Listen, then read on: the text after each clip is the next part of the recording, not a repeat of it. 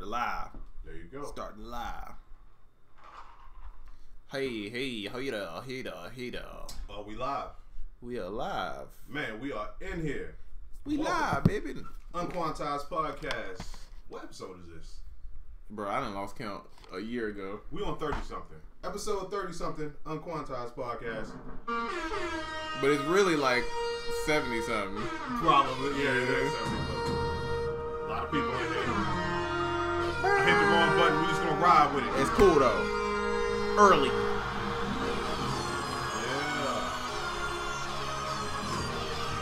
Yeah. Busy Works Beats was good, man. Young Busy, what up? He on the YouTubers, you know what I mean? Oh, he's on YouTube? He's on the YouTubers. Oh, he switched today. Busy just everywhere. You know, international shawty. Speaking of Busy Works Beats, he will be on the panel at the UnQuantized live event going down June 23rd right here in Atlanta. ATL shawty. Yes, indeed. Busy Works Beats has been added. My guy, Busy Works. In a true Atlanta fashion, you know what I mean? We got lemon pepper wings. Oh, yeah.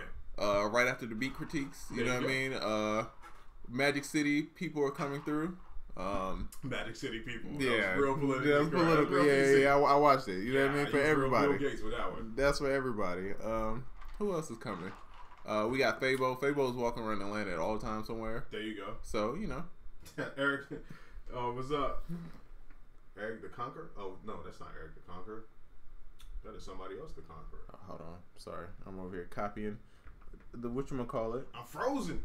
Mike Lowry, what's good, man? What up? 808 Chapo, Smoking Aces, what's good, homie? Smoking Aces with the word. CR the show, what up, man? Hey, so I have a question for everybody since we starting out. It's Friday. What are you? What did you accomplish this week? Something that you're excited about. What was your biggest accomplishment this week? Hey. Yeah, let us know. Do we answer that ourselves? I guess we answer our accomplishments. Yeah, we can do that. Yeah, that's a good question. Start the week off pretty good. And new kit. New kit last minute. Last minute kind of. I mean, it's been in the works for a while, but you know, the date kind of snuck up on me.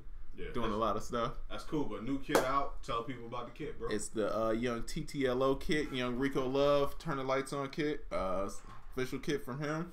You know, he did a bunch of joints for Beyonce, Usher, Diddy. Everybody. Pretty much everybody. Yeah. So I got, hooked up with him, got the sounds, got the exclusive joints. Nice. Trying to continue bringing these artists, kits. Nice. You know what I mean? Supply the people, man. Super cool. I'm frozen over here, by the way. Dang. Yep, young Fruzy. Dang. Noah what's popping, homie? Man. So that's super cool. I'm excited to see what people are excited about this week. Facts. So I gotta unfreeze myself, bro. He says, just getting through another week of live, continuing to build my following and making that music. Hey, there you go.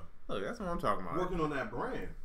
The brand is Brolic. There we go. I'm unfrozen. I'm back. My dog over there going through it. Facts. Did you try the new stuff from Ableton Creative Extensions and 3D Plugs? No, not yet. I did not. I did not. You know what? To be honest, I'm barely using Max for Lives like I should be. Right now, I just use exactly what I need and nothing else. I'm not looking at new plugins like that. A lot of that stuff is unnecessary. Yeah. Yeah, it's just, a lot of it is unnecessary. But, it's just cool to have and cool to check out. When stuff comes out, I'm like, there's going to be something in it that might stay with me for a long time. AKA Petey said, I practiced the Pomodoro technique. Yeah. You suggested in the consultation. Shout out to Petey, man. I gave him a few tips on workflow and how to finesse it and make it a little smoother. Hey. So he's been using that, man. Shout out to him. Shout out to everybody getting consultations too. I've been enjoying them. Yeah, consultations been going good. I did 3 this week. Oh, son. Nice. Going ham. I got one with IDK coming up. Young IDK, we chopping up. Dope. Did one with Classic. Good times. I enjoyed it. It's super dope. Yeah. Busy Works Beat says properly measuring my ads, fully converting the whole product catalog, exclusive affiliate program. And Busy out here grinding. Facts. By the way, that affiliate program. Oh, shout out. Holla. Holla, for sure. Dollar, murder. It's pretty good impression, bro. Yeah, you know, I've been working on it. You know what I mean? Every time I get hoarse, I be trying to. Yeah, I know. Rule, baby. Not wasting any time working on that Ja Rule impression. Yeah, you know what I mean? Hey, see. Hey, Vegas, I'm pulling up, dog. There you go. You know, you gotta prioritize these things. You know what I mean? It used to be the Elvis impersoner. That's the we rule. We're gonna have the rule. We're gonna have the 50 Cent. Yeah, man, it's your boy 50 Cent, man. You already know, man. Yeah. What is the Pomodoro? Am I saying that right? Pomodoro. Yeah, Pomodoro. It's a timing workflow technique where you go from working to not working and working again and not working. It's a lot more detailed than that, but I don't want to waste the whole podcast really explaining it. But that's what it is. It's about being efficient. Actually, I'll be teaching everybody that technique at the live event on the 23rd. I can go into detail about it then. Yeah, I'm really excited about that. We got some. Confirmed. We got Young Busy Works beats coming. Yes, indeed. Some engineers. Houston from Ableton. Oh yeah, Houston from Ableton. We got some engineers, A&Rs. We got some A&Rs. Really, the issue is now we're gonna have to cut back on how many. We definitely panelists got we got. Panelists. Yeah. We got too many gym givers. Yeah. Yeah. And the tickets is about to we about to wrap it up because we only got so much space. Yeah, tickets are going fast. Listen, if you're contemplating on going to the live event, please don't contemplate much longer. Space will be limited, and the day you decide to buy your ticket, there may be no more tickets. Yeah. So yeah, don't wait on it. Eric, he said, I made it for the live. Sweet. Hey, facts. What's good? Masada NPC, what up, bro? Young Masada in the building. Was popping. Yes, sir. Let's see. All of my VSTs transferred over, but I'm having a little bit of hard time getting my Omnisphere 2 sound library over. I can see that. I don't know where you transferred them from. You probably transferred them to a external drive. I've seen several articles where people have covered how to fix it. I don't remember it off the top. And of course, you could always uninstall and reinstall. Yeah. Omnisphere, even though it's a large library, it's not a hassle to reinstall. It just takes a little bit of time. Yeah, I always have my library on the external. And it's just about like pointing Omnisphere to the external. True. I don't do my libraries on externals except for Contact. Oh, you can't. Because that's too much. Yeah, and it keeps growing. Yeah. And growing. And if you cop something like the Brian Michael Cox, right? So that's 20 gigs. Oh yeah. You know that. Oh no, baby. Yeah. So you get a couple 20 gig libraries going on. You gonna need that. Extra. Oh yeah, my hard drive is over here crying already. Don't leave. Sebastian Beats, he said, "What up, Triz and Oracle? What up, man? Damn, I heavy poured this one. Hey, damn. It's gonna be a live one. This is gonna be over poured. No take backs. What would you say is both of your strengths when it comes to consultations? It's a good question. Honestly, I think my strength is knowing a wide gambit of things, and I give actionable steps, like immediate steps that you can take as soon as you get off the consultation. I think that's what it is. And I feel like, I mean, we both like, man, we kind of experienced with Ableton production. I feel like I'm gonna be honest. If it's more technical, I feel like Oracle's the guy for you, right? If it's some artsy like marketing plans or like stuff like that, I feel like some points might be my kind of, you know what I'm saying? And don't forget about DJing. Oh yeah, especially if you're talking about DJing. Yeah. DJing, I got you covered. That's the only thing I don't cover. Is DJing. Yeah. I got you, man. You know what I mean? Oh, I definitely, anybody that has like a DJing consultation, I definitely pass them over to you. I've been DJing so much lately. It's been crazy. I'm DJing Sunday, DJing Wednesday. I just did a charity. I did a show with Natalie. And shout out to Natalie. Yeah. And hashtag lunchbag. Yeah. Hashtag lunchbag. 500 people fed. Nice. It's a cool little, you know. Shout out here, you know what I mean? DJing for the peoples. Alright, is there anyone in Cali that does what? Is anyone here in Cali that does live events? I know 1500 or nothing does a class for like 300, but I don't know. I'm just looking around. I ain't got it. Actually, we did a live event with Busy in January, but other than that, I don't know. The next place I would have sent you to would have been 1500 Sound Academy. And check with Odd Standard. They may be coming back out there sometime. I think they are, actually. I think I just seen something for them coming out there. Yeah. Like literally today, I just seen it. Yeah, shout out to Oxtander, man. Whenever they're in town, shit, even when they're not in town, sometimes I travel with them and I'm on their panel, so their events are legit. Native Gringo says, "What's up, guys? What's up, man? What up? Quintendo Power, what up, homie? It's the Conqueror. Where is the location of your live event? So here's the thing, guys. We will be releasing or announcing the location of the event on Monday. On Monday, it's between two places, but I think Monday we'll have it. Yeah, I think we know where we're gonna have it at. Both places are Midtown Atlanta. Yeah, and they're pretty close to each other.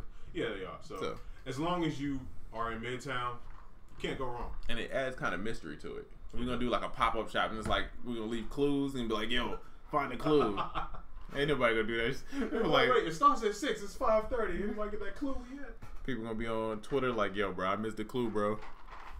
Let's all go to Magic City and see if they say something. Okay, Eric has a good question. He says, should producers get into DJing for extra income, and should they start off learning record box to organize the music and play in the club, or start off with a laptop and controller? Our resident DJ will take it away now. Bam. So, I feel like DJing is one of those things, right, that I'm super happy that I learned because I've always got that talent, right? Right. Whenever I was broke, I would DJ and I was fine, right? You know what I mean? I could finesse some gigs somewhere. So it always came in handy because these music business checks is real shaky at points.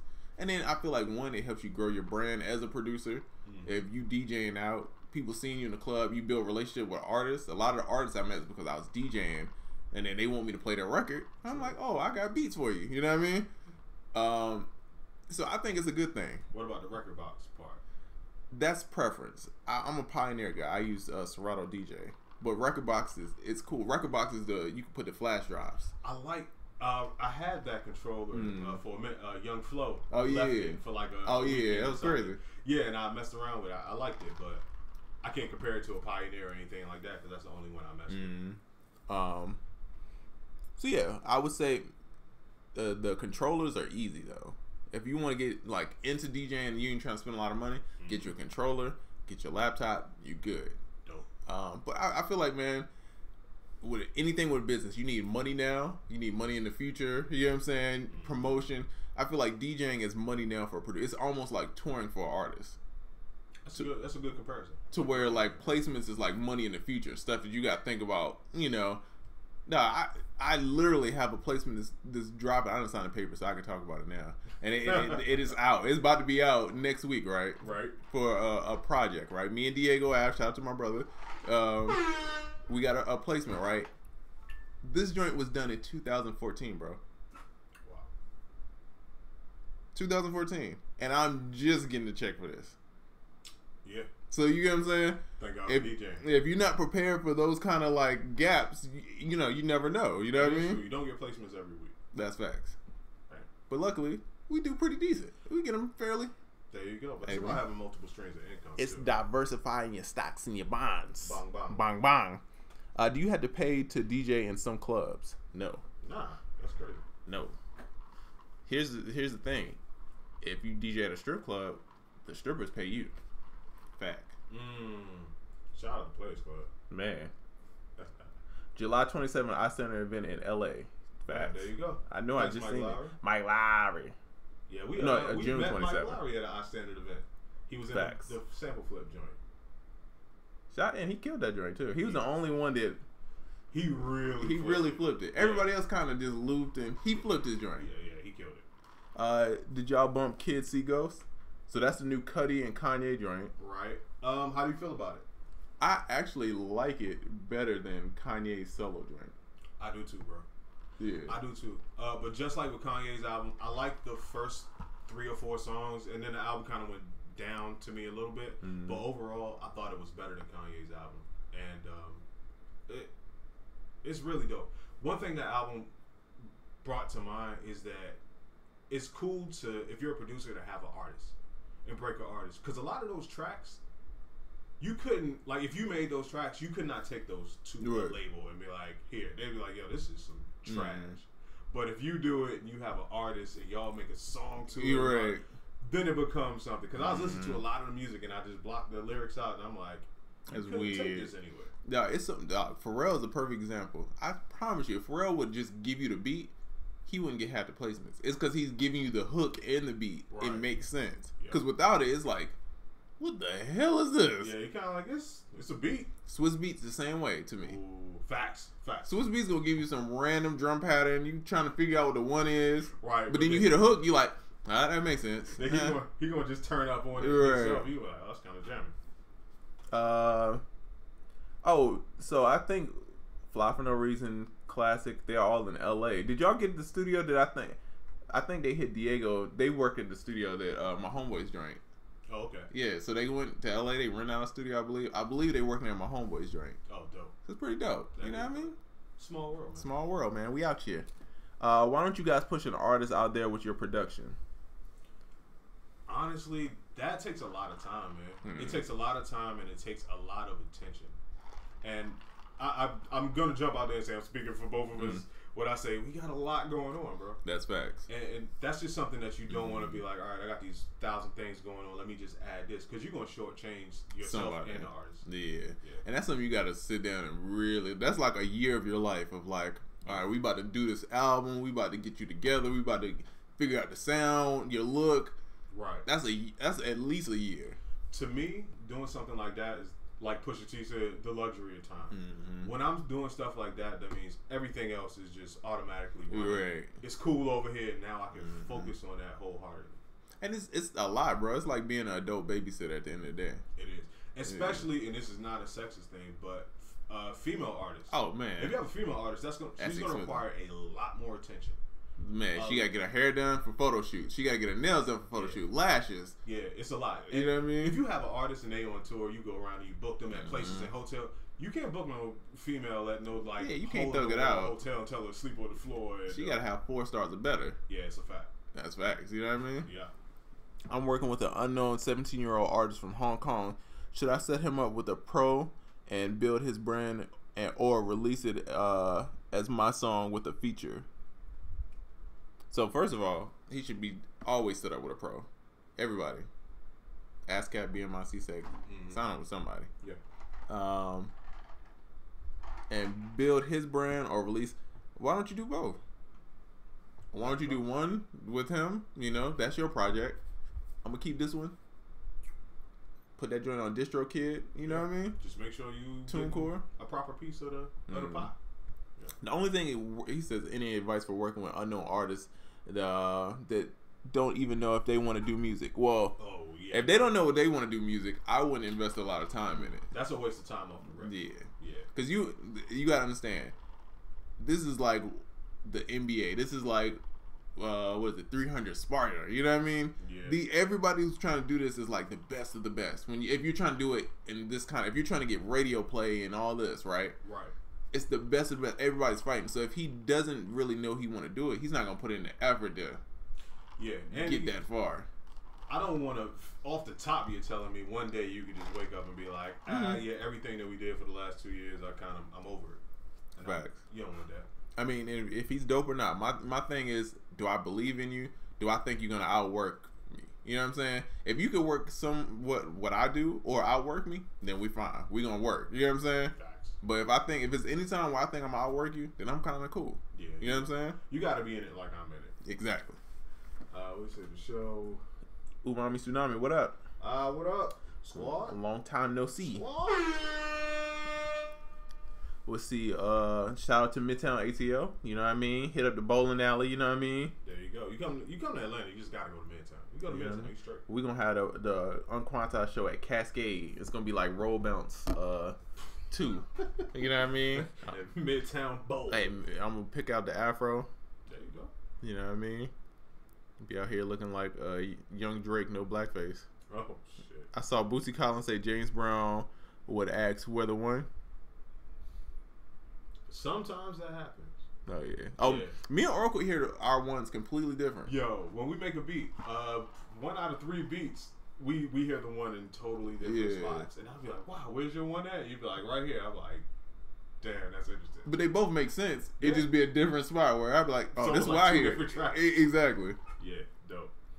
Spent 4 years pushing a group only for one to decide he did not want to rap. No failures though. Definitely learning.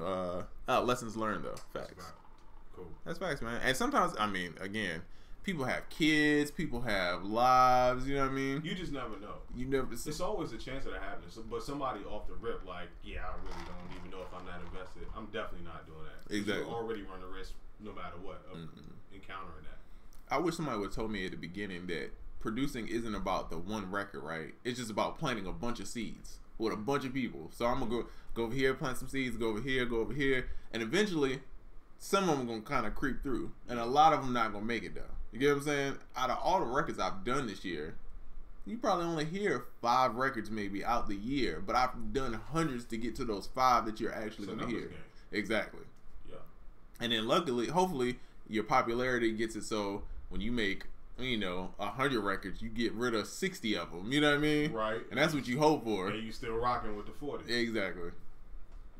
IDK Junior Music. What up, homie? What's up, bro? Young Diego Ab. What up? Diego. I gotta give Diego air horns, man. Oh yeah. Shout out to Diego, man. Y'all here grinding, man. Got the Sway Lee 42 Post Malone joint. Dope. We just got a new joint. Yep. I'm always scared to talk about placements, even.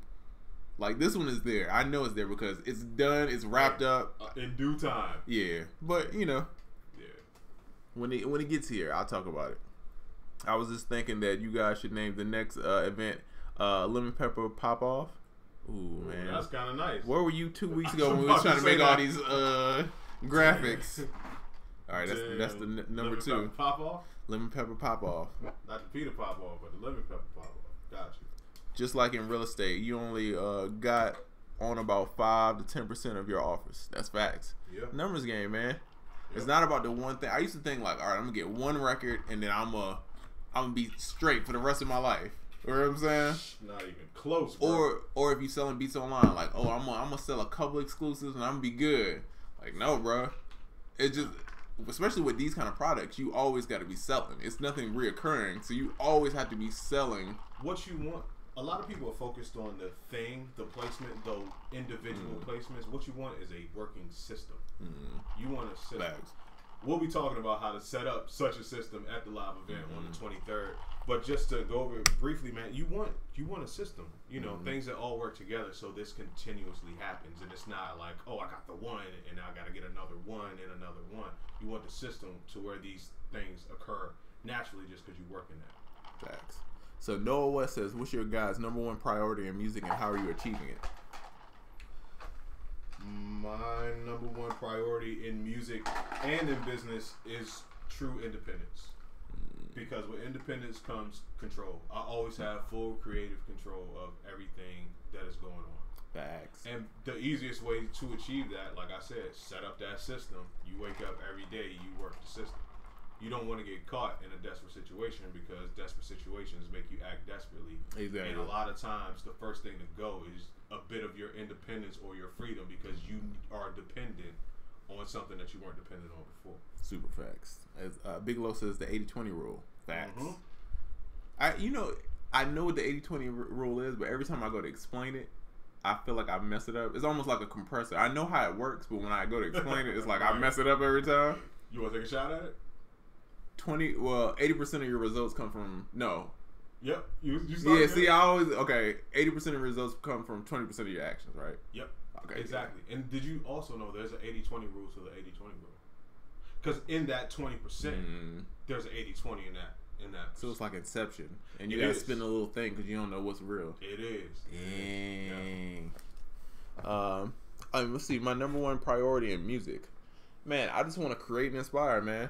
That's really what it is. I just want to make dope stuff, classic worldly stuff, and I want to inspire other people to do the same thing. Same thing. Like, dog, I was a kid that had scratch magazines and like all the pictures on my wall. Yeah. Like, I'm reading the credits still to this day. So I want to kind of help spread that whole feeling. That was like the best thing as a kid for me. So that's part of the reason why we sell sounds. Part of the reason why we do these, live events. Yeah, it's you live in a place where you can do what you want to do. You can kind of write your own ticket. That's a great feeling. And then to inspire other people to do the same thing, amazing. Facts. Super amazing. You telling me I can talk about making beats all day? I can make a living, and I can help other people at the same time. And you can drink whiskey on camera and tell people, and and I can curse. Man, this sounds like this is a dream job.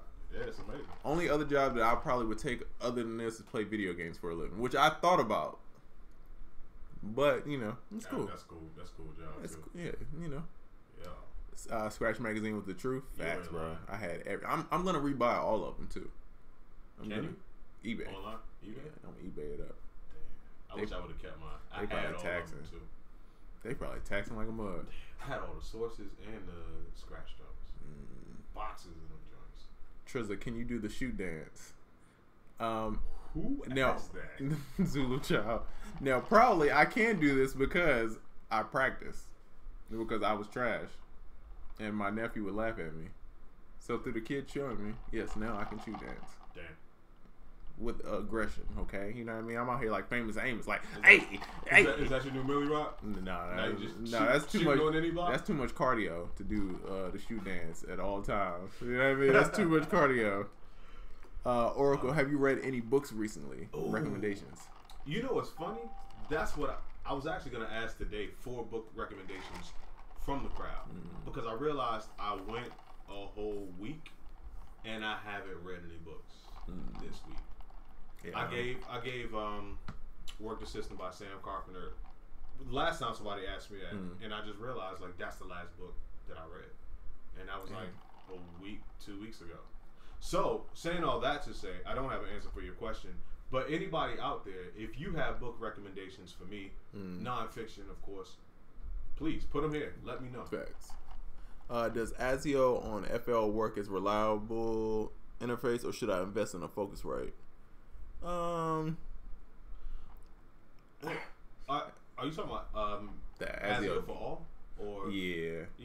I don't feel like that's a replacement for interface. It's not. It's like if you don't have an interface or you want to use like two different interfaces at the same time, it's good for that. If I take my laptop somewhere, I'll use that instead of the Focusrite. But I would say get an interface. It's not like it's a difference. A lot of times I use my interface and sometimes I don't. Sometimes I make beats just straight headphones, but you could tell the difference. If even with your headphones, the power it is louder to me when I actually use the interface. Yeah, and BusyWorks Beats. You might. Oh, did he just answer? Oh, I believe high quality 80 converters. Oh yeah, shout out to Busy. Yeah, I was about to say ask BusyWorks Beats. He's the FL guy, FL king. Nailed it, Trezor. Ayy, you know what I mean? Shoot. What are the best steps when an independent artist hits you up for track? Should you go straight into business or just get the music going and see where it goes? What are you? Are you somebody that like somebody that sells beats online where just anybody can get it, or are you really trying to build something? Once you know those things, that'll govern how you move. That's right. I think I kind of answered the question without answering the question right there. And even still, a lot of times if you don't talk about business up front, you'll regret it. People will be like, all right, cool. Because I'm telling you, I sold beats online, and what everybody did is just steal my beat. They ripped it offline. And then, still use your name. And still use my name. And just tag me on Twitter. Like, oh, I got this fire drum from Trezor. You know what I mean? I'm like, bro, if you don't stop tagging me in this trash-ass verse, man. And it was only the whack ones did it. The good people, I don't know where they ripped them joints and they was dropping them joints on mixtapes, but they won't tag me. Well, they got a little bit more integrity and probably a lot more confidence in their project to where they're not going to jump out there and do some wild shit like rip a beat and then be like, hey, I'm working with this guy. That's a sucker move. Don't be a sucker out here, man. Don't try to shortcut your way through this either. It won't happen. I could see Trezor produce a dancehall album. I would love to. Get Patra. Tunes for your head top? More tunes.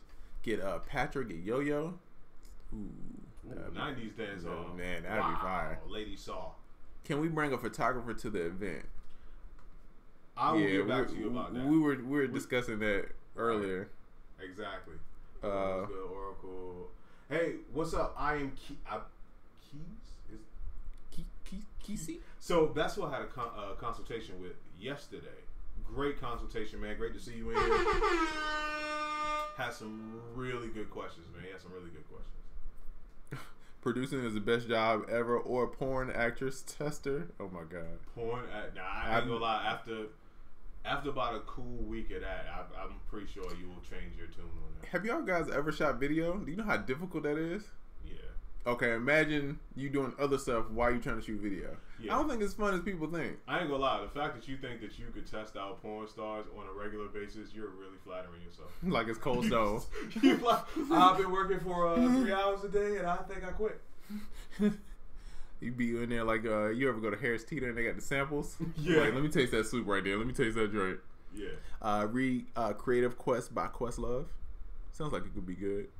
Okay. Questlove. I'm actually going to write that down on my thing. So, Smoking Aces says the Questlove book is dope. Okay. Appreciate y'all. Thank you. Have you checked out Studio 14? No. Right. Studio 1 version 4. Whatever. Where the players dwell. Chapter 1 verse 4. No, man. Philippians. Well, we're Ableton guys over there. Yeah. That's like you're a pioneer DJ guy. So I wouldn't ask you if you checked out the latest Newmark joint. You're gonna be like, nah, I don't use it. Yeah, it's either you Canon or you Nikon. You know what I mean? Hey, you know what I mean? One or the other. I know a little bit about that. I live in I don't even know what house I live in. I always say the wrong thing every time. I think it's Canon. Yeah, I'm Canon shawty. See, TV placements. Do you guys use Song Trader or Music Gateway? If not, how do you go about TV placements? Neither. Yeah. Actually, the way I went about TV placements is I have a partner. When I signed up for that, it was an artist that I was doing all his, I do all his beats. We're kind of like a P Rock and CL Smooth, if you will. That shows how long ago it was. I bet. Yeah, no, I'll take that half an air horn. But anyway, he got into it. Shout out to whoever just bought that kit. Hey. But he got into it, and that's really how I got into it. Yeah. And I say, man, it's different for me. I'm in a publishing situation. Blah blah blah blah blah. Your publisher is supposed to handle certain situations for you. So sometimes TV, film opportunities come about from your publisher, right? Yeah. So maybe you should look for writers who are in deals because they do a lot of syncs. If you look at like EA Sports, right? Mm-hmm. On those soundtracks, not everybody on those soundtracks are big artists. They're random artists that's probably signed to a label. Yeah. They just cop the sync. And the label has a relationship with the company. So you got to find those people and then, you know what I mean? Work with those. Is this going back to relationships? Pretty much. As most stuff does. I see Big Los got some book recommendations. He says The 4 Agreements, A Practical Guide to Personal Freedom by Don Miguel Ruiz. Read the 4 Agreements. Great book. I got to go back to it. Great book. Our producer seminars beneficiary, blah, blah, blah. Beneficiary? But yeah, that word in the long run. Of course. Anything in your field that you can go to and get knowledge from experts or people that have been down the path you're going is always a good idea. And it's a way to forge a ton of relationships, which is really what this whole thing is built on. It's built on relationships and networking. Mm-hmm. So if for nothing else, the networking aspect of it makes it worth it. That's facts. I'm telling you, man, nothing beats shaking hands.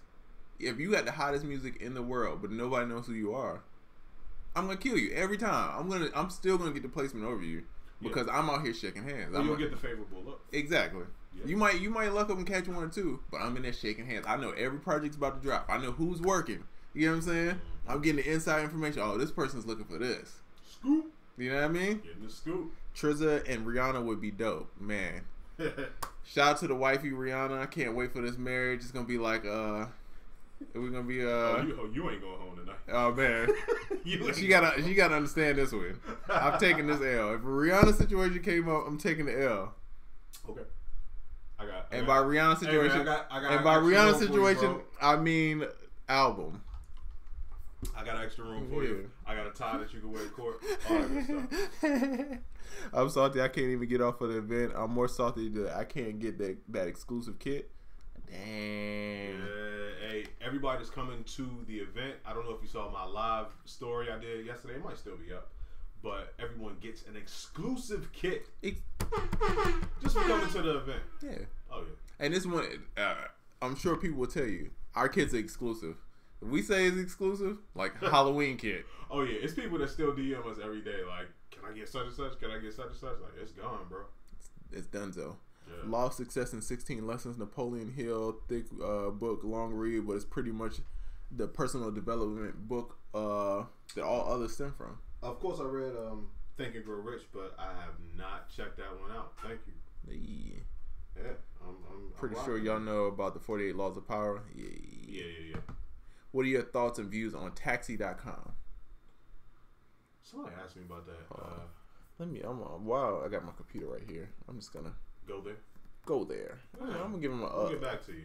Justified. I'm gonna give you a good home. Let me read the next one while I read this joint. Oh, Justified. Let's see. Will everyone that attends the Power Summit get exclusive kit? Yes. Oh, yeah. Are you reading these books or are you guys buying the audio books? If you're reading them, how do you find the time to focus and read with your lifestyle? Dog, audiobook shawty. Audiobook shawty. Audiobooks all day. I ain't gonna lie, reading a book is the equivalent now of having a vinyl record. Sure, it probably sounds better, but it's not as convenient as a stream. You know what I mean? And I'm all about convenience because the thing is, if I have to physically read it, and I know people are like that's the pure way, but if you actually want me to consume the book and really read it, give me an audiobook. Because if you give me a physical book, I have to be somewhere, sit down, not focus on anything else, and also the book will have to be with me wherever I go.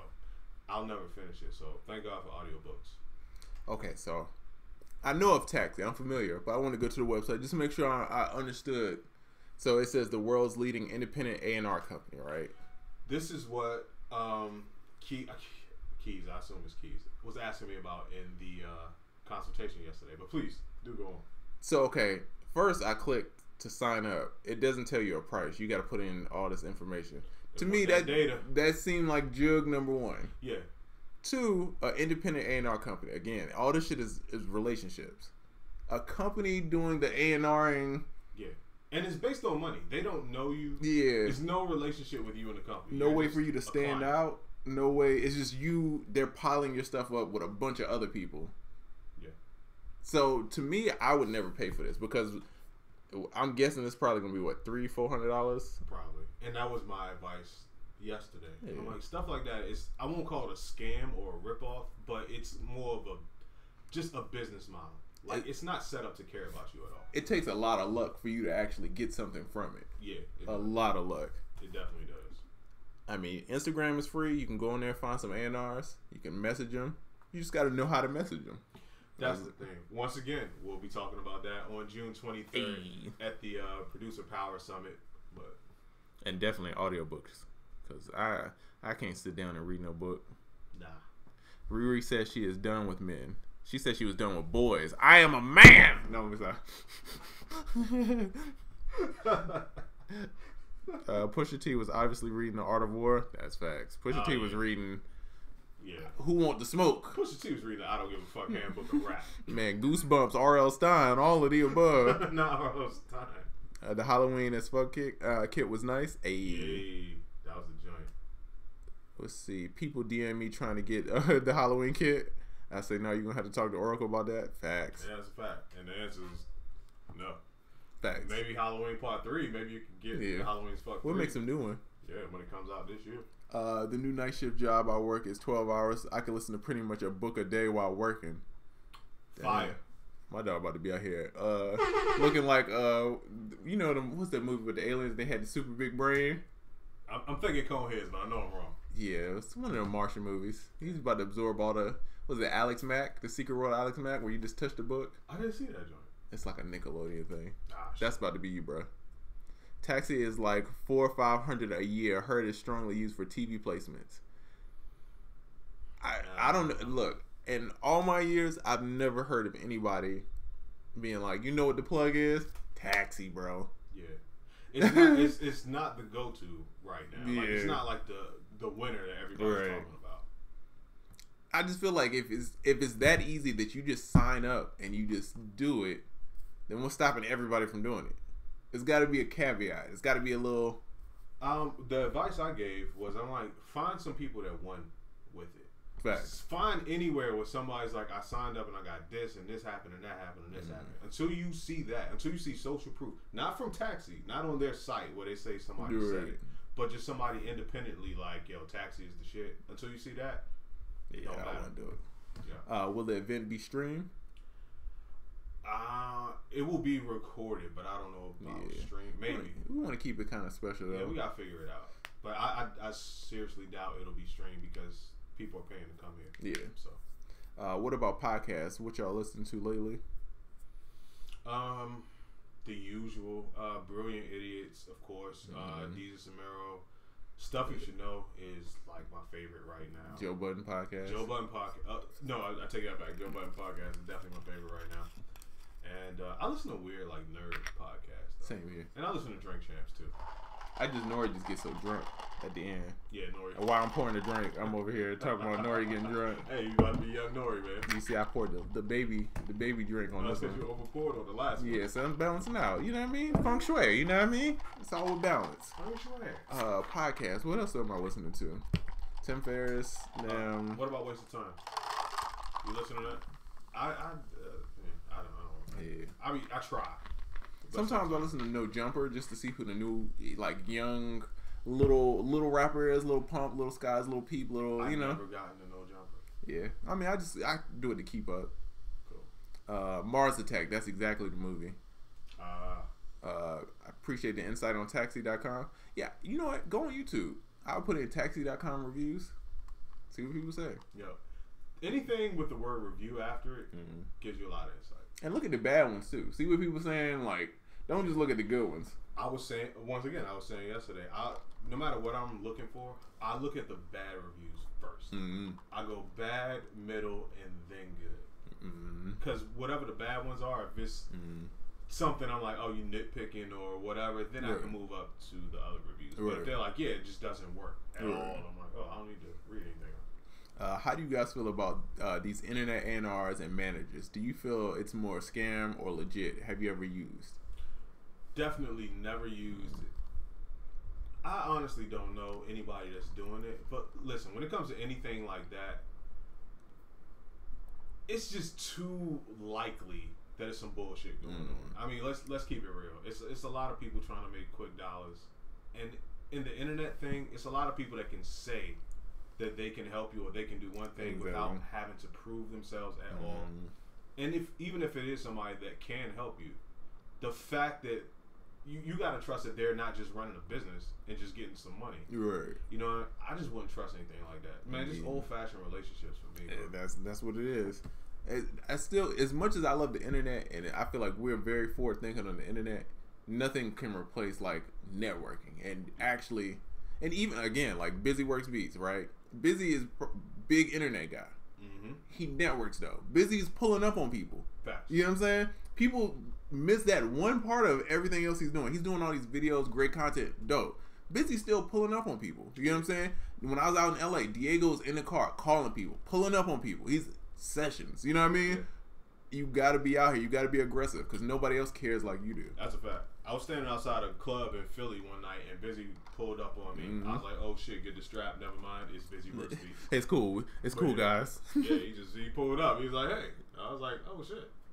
What's up? Now, I feel like maybe if you didn't have anything going and it's like you're just trying to catch that one, but I wouldn't think anybody that's from the internet that doesn't know me, I wouldn't trust them. A manager is like a marriage almost. Yeah. Like you're connected to this person. Yeah. And Joe Budden podcast, I don't know if you listened to it this week. I did. The key thing he kept talking about was who backs you is important. Very much so. And that's, I've learned this so much. Who you're affiliated with determines a lot. When you see a lot of people like Lil Yachty, for example, right? People like, oh, Lil Yachty's trash or whatever. They don't realize Coach K is they're very close. I don't know if they're related. They're, you know, and Coach K is the guy behind Amigos. Coach K is the guy behind and managed Cardi B, Jeezy, Gucci Man. You know what I'm saying? Yeah. So, again, who backs you determines a lot. And if these random internet people, you know, and it's totally possible for somebody to come up and be a random nobody and make something of themselves. Right. But if you're charging people just to, I wouldn't go with anything like that. Get to know people. Yeah. Like, okay, people might not know us personally, but every Friday you can check us out. You can see what type of people we are. We ain't gonna die. You can see our knowledge level. Exactly. Then you go off something like that. But somebody that's just like, hey, I could do this for you if you pay me this amount. Yeah, I'm gonna do a little more research on you, even if I'm considering going with that at all. And I'm not paying for something that I can't get a value in return. If you pay us, you get a kit in return, or you pay us, you go to the live show, and we got people there, and you're learning something. Right. If somebody's like, I'm gonna shop your joint, if you pay, it's no guarantee. It's no guarantee. Yeah. So that's be careful, man. Right.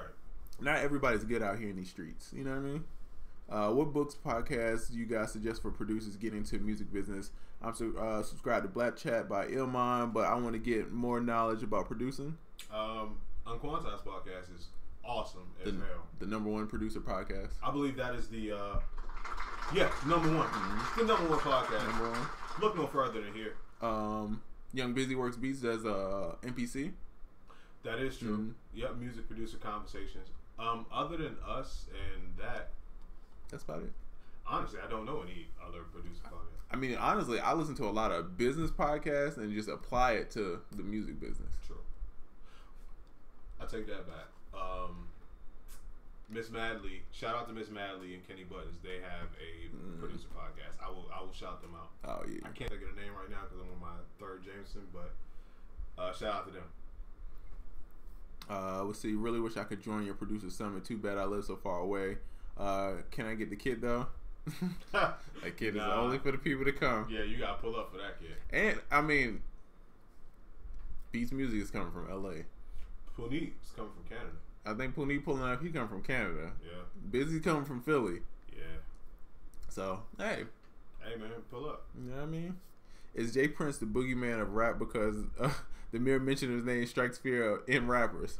It's respect. It's respect. It's respect. He's the OG, bro. That whole independent, we did it ourselves. He laid the foundation. Right. Respect is greater than fear. That man has respect. He put in dog. You think about Cash Money, No Limit. I'm sure he played a big part in that. So all these OGs that you see, he's like the OG to the OGs. Yeah. You're not about to cross him, dog. If he say something, you can be like, all right, cool, you got it, bro. Yeah. You know, you kind of owe him that. You know what I mean? Exactly. Do you? Oh, go ahead. No. Okay. Do you guys like the World Cup? If so, what teams do you like? I'm going Mexico at 60-1 odds. I know nothing about it, so I'm going Mexico too. Yeah. What did Big Low say? Yeah. Only thing I know about the World Cup is that whenever I was in LA and it was going on, people would wake up and be at a bar at like 6 in the morning, and they couldn't serve liquor, so people would bring their own liquor, and then someone would go to work. Right. Other ones would just stay there and drink their own liquor in the morning until the bar started serving liquor. It's really weird. I'm not waking up at 5 o'clock in the morning for sports. Yeah. Trizza, what external drive did you end up getting? I actually need to buy another one. I had another drive just sitting there. I always have an extra in case of emergency hard drive. So I popped that one out the wrapper. So now I need to buy another extra in case of emergency hard drive to keep on deck. Might I suggest the Passport? Yeah, that's what it's called, by Western Digital, I believe. Yeah. I have. They under there. I have a ton of them. They have never failed me. I will check out the Passport. Facts. I thought No Jumper was a low key skinhead at first. Yeah, he's a weird guy, but you know. The Gladiators, what up? He said, long time family, what's up, man? What's going on? I've done a bunch of research on it. Was curious on opinion. Learning a long time ago, never ask questions without doing your research first. Facts. Now, I don't get no financial advice from people who ain't got no money. That's true. Don't cheat yourself. You know what I mean? And it's so easy to find out information about something now. You can just Google anything and at least find a little bit of information. So the fact that something that is so involved, right. I would definitely just take the time to do a little bit of research. So shout out to you for being smart on that. Busy pulls up on people in a different ride every time. Facts. Yeah, that's true. He had the Wraith out the other day. Yeah. I think he had the helicopter from Black Hawk Down when he pulled up on me. He got the AC-130 from Black Ops 2. Ooh. You know what I mean? Call of Duty. Ooh. You know what I mean? Crazy. Would you suggest contacting people on Twitter and IG for a placement? Yes and no.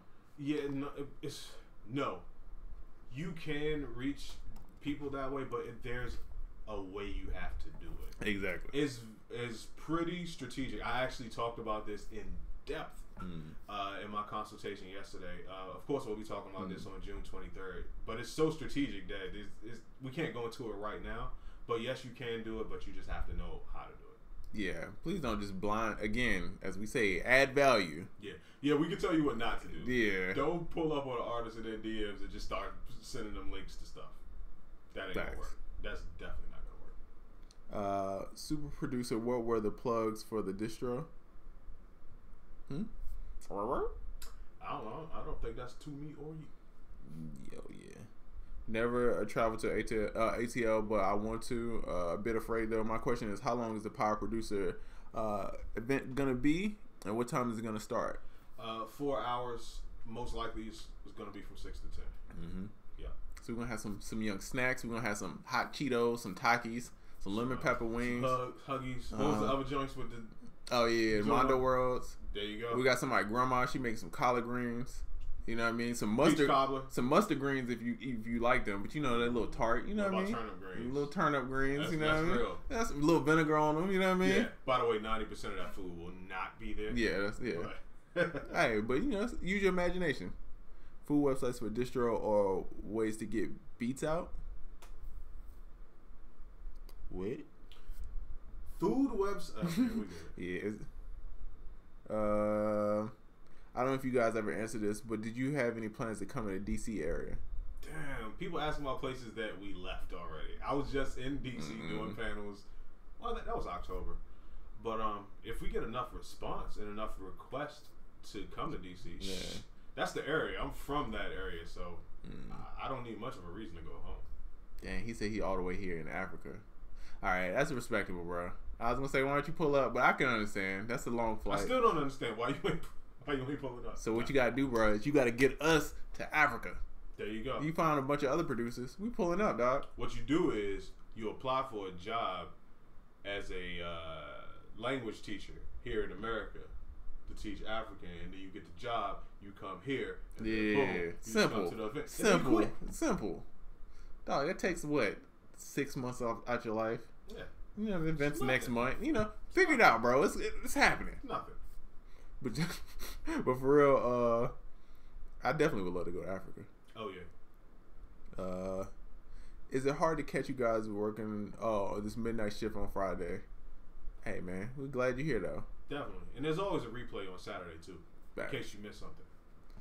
Busy in the video with the mermaids living life, man. Like it's golden, baby. Me and Oracle over here from the sidelines, like those days was cool, man. Yeah, I'm like.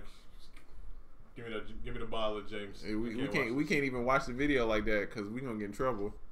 So we just living through Busy. You know what I mean? That's a fact. Yeah. Shout out to Busy, man. Yeah. Busy gonna pull up with the mermaids. Miss Oracle, we want no smoke. We not even looking at. I was just waiting for the furious text. Right. Oracle ain't even looking at the mermaids. It's gonna be like fish emojis with the no, the little skull. Hey, do you guys know of a resource to get your music and film and television? I mean, people on this TV thing today. Yeah, they really are. Shout out to me getting a joint in a movie. Yeah, fact. I hate to keep saying we'll talk about this on the 23rd, but we will. There are ways to go about it, and there are certain types of companies to go with if you're really looking for a specific company. And it's smaller companies too to do that. You know what I mean? Yeah, those are the ones to go with. Yeah, not necessarily a taxi or Pump Audio. Somewhere that you can actually call somebody and get somebody. Yeah, somebody that addresses you by your first name, not number 10435. Yeah. Invoice number. Right. Oracle, exactly. What's your favorite piece of equipment? And Trizza, what's your favorite piece of DJ equipment? My favorite piece of equipment right now, out of all of this stuff, Push 2. It's just awesome. I'm an Ableton guy. Everybody knows I love Ableton. It's just a physical extension of Ableton. People know I love physical gear where I could have a tactile experience. So it's definitely Push 2. Favorite piece of DJ equipment right now? I guess I just had to say my DDJ, the controller. Dope. It's easy, bro. I used to have turntables, which I'm gonna buy a whole new set of techniques. Real ones? Yeah. Wow. But just for the crib. Wow. But they're heavy, bro. Yeah. Dog, turntables, mixer, and a coffin, the case. It's about 100 pounds, depending on which ones you get. And if you got a turntable and a mixer and a coffin, then you have to have records. Then you gotta have another 600 pounds. Yeah, you gotta have the Serato joints. You gotta have a box with you, or you gotta have a certain mixer. It's heavy, bro. And then I used to DJ in a club where the booth was up, straight up. You had to climb straight up. So I had to climb up and then get somebody to kind of help me push that joint up, and I had to pull it up. It was too much. The controller, I could carry that joint with 2 fingers, and I hate carrying equipment, bro. Oh, it's the worst, bro. My first couple beat battles, I showed up with an MP3 player. But that's back when nobody had MP3 players. That's fine. People were like, wow, he has an MP3 player. Is that a Zune? That's crazy. When y'all come to South Florida? They got us everywhere. Yeah. When y'all coming to Atlanta? No. Yeah, I mean, I'll pull up South Florida. Right. Yeah, definitely. If the request and the demand is really there and we see it, we can make it happen. This is a real ignorant question, but what is South Florida? Is that Miami? No, apparently not. That's like when you're from New York, but you're not from a borough, so you just be like upstate. Okay. I figure it's like an upstate. Okay, that makes sense. Yeah. I mean, sorry for me being. Only thing I know about Florida is Orlando and Miami. Damn. That's it. I ain't really Jacksonville, no Tallahassee. I've never been to any of the other ones. Okay. Yeah, but I would love to pull up. Skirt. Do you guys have any advice for any producers who is trying to enter your market from other places outside the U.S. and how to go about that? Honestly, it's no different. I'm assuming, unless I'm really missing something. If you have dope beats and you know how to make the relationships and you know how to reach out to people, it doesn't matter. Like for instance, with things that I'm doing, I reach out to people from the UK and you know, it's just the reverse of what you're doing, but I don't do anything different than I would do to reach somebody here in the States. Thanks. I'm not trying to get a placement or get on any major label. Should I still attend the summit, Trizza Oracle? Yes. If you are a producer and you really love your craft and you want to get better at your craft and also network with people just to grow your general network, then definitely. I feel like we got like a bunch of dope perspectives because we got people who do like law. We got Busy, who it was great with the internet and video tutorials. We have engineers, A&R. So you get a different perspective of, you know what I'm saying? Even if you're not into shopping beats, right, the A&R can still help you because you'll understand what people gravitate to. People in general. You know what I'm saying? Because that's the A&R's job. But like, this is what the masses will like. Technically, supposedly. Yeah, it'll grow your knowledge. Right. Your knowledge base and your network. And you already know, man. We can talk about this production. If you want to hear about some compression and some reverb, shawty, you know what I mean? You want reverb shawty? Ain't that your name? Reverb shawty, you know what I mean? Young sidechain, you know what I mean? Trizza / Oracle. Have you ever dabbled in doing EDM? I did twice. Yeah, I did too. It came out pretty dope though. Would you say that I'm more EDM than I am rap? Oh, by far. Yeah, You're more EDM house. Yeah, you're very house. Yeah, I make a lot of house music, a lot of EDM stuff. Surprisingly, trap is like my last thing that I do. But I've got a lot of trap stuff. You know, that's how it works. I just want to make pop records, bro, and house music. Push to fire. Facts. For sure. I hit a beat battle with the Miko, aka Scam Central. Man, listen, I couldn't do that. The Miko? Oh shit. Let's see. I definitely have been in ATL, had some life shit to handle. Hey man, I understand. You know what I mean? How do I protect my music from getting copyright? Besides getting a copyright, your own publishing company contracts. I'm not trying to get jacked. We'll talk about that. We only got 140. Oh yeah, we'll talk about that. Ask that question when you come back. Trizza, when you're catering to an artist course releasing, it's getting edited. Well, actually, I'm getting the stuff together to get it edited. So soon, I say another month or so. Cool. Still laughing at the Zoom comment. Yeah, them Zooms was the shit. Them Zooms is bulky as hell too. Whoa. Them just look like a laptop now. Oracle, any plugs? Yep. June 23rd, come out to the Producer Power Summit in ATL. We'll be giving out all the game. We'll show you how to build your network and build your brand from the ground up, how to build and maintain relationships, how to get your track sounding fire, so much more. And it's not just information from us. It'll be information from other panelists who are experts in their field. Come out. You'll really enjoy yourself. Hey. And TTLO kit, Rico Love official kit, producerkit.com. Yes, indeed. Yeah, damn. Check it out. We did those plugs really fast. We still got 30 seconds left to the second part. I would just cancel it. All right, we're coming right back. We're coming right back, guys. Yeah, we leaving early to come back quick. All right, YouTube's was popping. Okay. You guys are still here. We don't have to cancel you all. Trizza trying to grow out his Fresh Prince haircut. Facts. What up? What up? We are back. We are back. It's the Rock from the bike. Bastards. Let's see. NPC is more of a podcast. I mean, a live stream than a podcast. Yeah, but it's still information. Yeah. It's actually you get the same thing out of it, but it is. I mean, we live streaming, but this is a podcast. You know what I mean? You know why it's a podcast? Because we call it that. Exactly. Yeah, Diego Ab, I see you. Diego Ab, man. Yo, I'm good. When I see Diego, I gotta hit the air horn, man. You already know, man. Diego over there in the studio somewhere. Oh yeah. Getting it done. Yeah, Let's see. getting it. As a producer, is it a bad idea to pay for features early on to gain traction and maybe fans? What's the payout for you? Do you think that you're gonna really get a W off of that? If you believe in it and you can see the plan, like, all right, if I pay for this feature, it'll work out for me in an XYZ fashion. Right. Then yeah. Otherwise, still maybe yeah, because you could try it out just to see how it works for you. But it's all about your plan, man. It's all about your plan. Don't do anything just to do it. Have some type of result that you want to seek in mind. I mean, I think you could do it. It's just a long term. You're not gonna get instant reward from it. It's one of those things because even still, you gotta have like a marketing plan to get that song out, and a budget and all that. Yeah, see, yeah, that's the plan. Young Dr. Love, what up, man? Shout Dr. Love, what's Young up, Tom, man. Yes, sir. I produce with Tom a lot, man. Young Dr. Love. So I'm gonna ask this question. I'm gonna take a nature. He says, "How long were you guys doing music before you got your first success?" All right, I'll answer mine slowly, and then we'll get to you. Come on. So was that YouTube? Yep. All right, cool. So Instagram. I'm gonna be talking to these guys over here. Before I got my first success in music, I had probably been doing music for about 10 years. Like on a daily basis, like really going strong. And let me tell you, it was discouraging as hell, but I still worked it.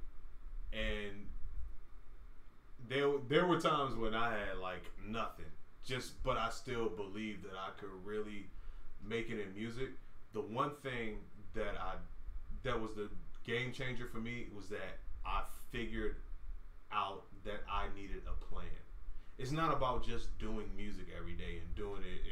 You're just gonna end up with a hard drive full of beats. You have to have a plan, and you have to know about relationships and networking. I made the dopest beats forever by myself.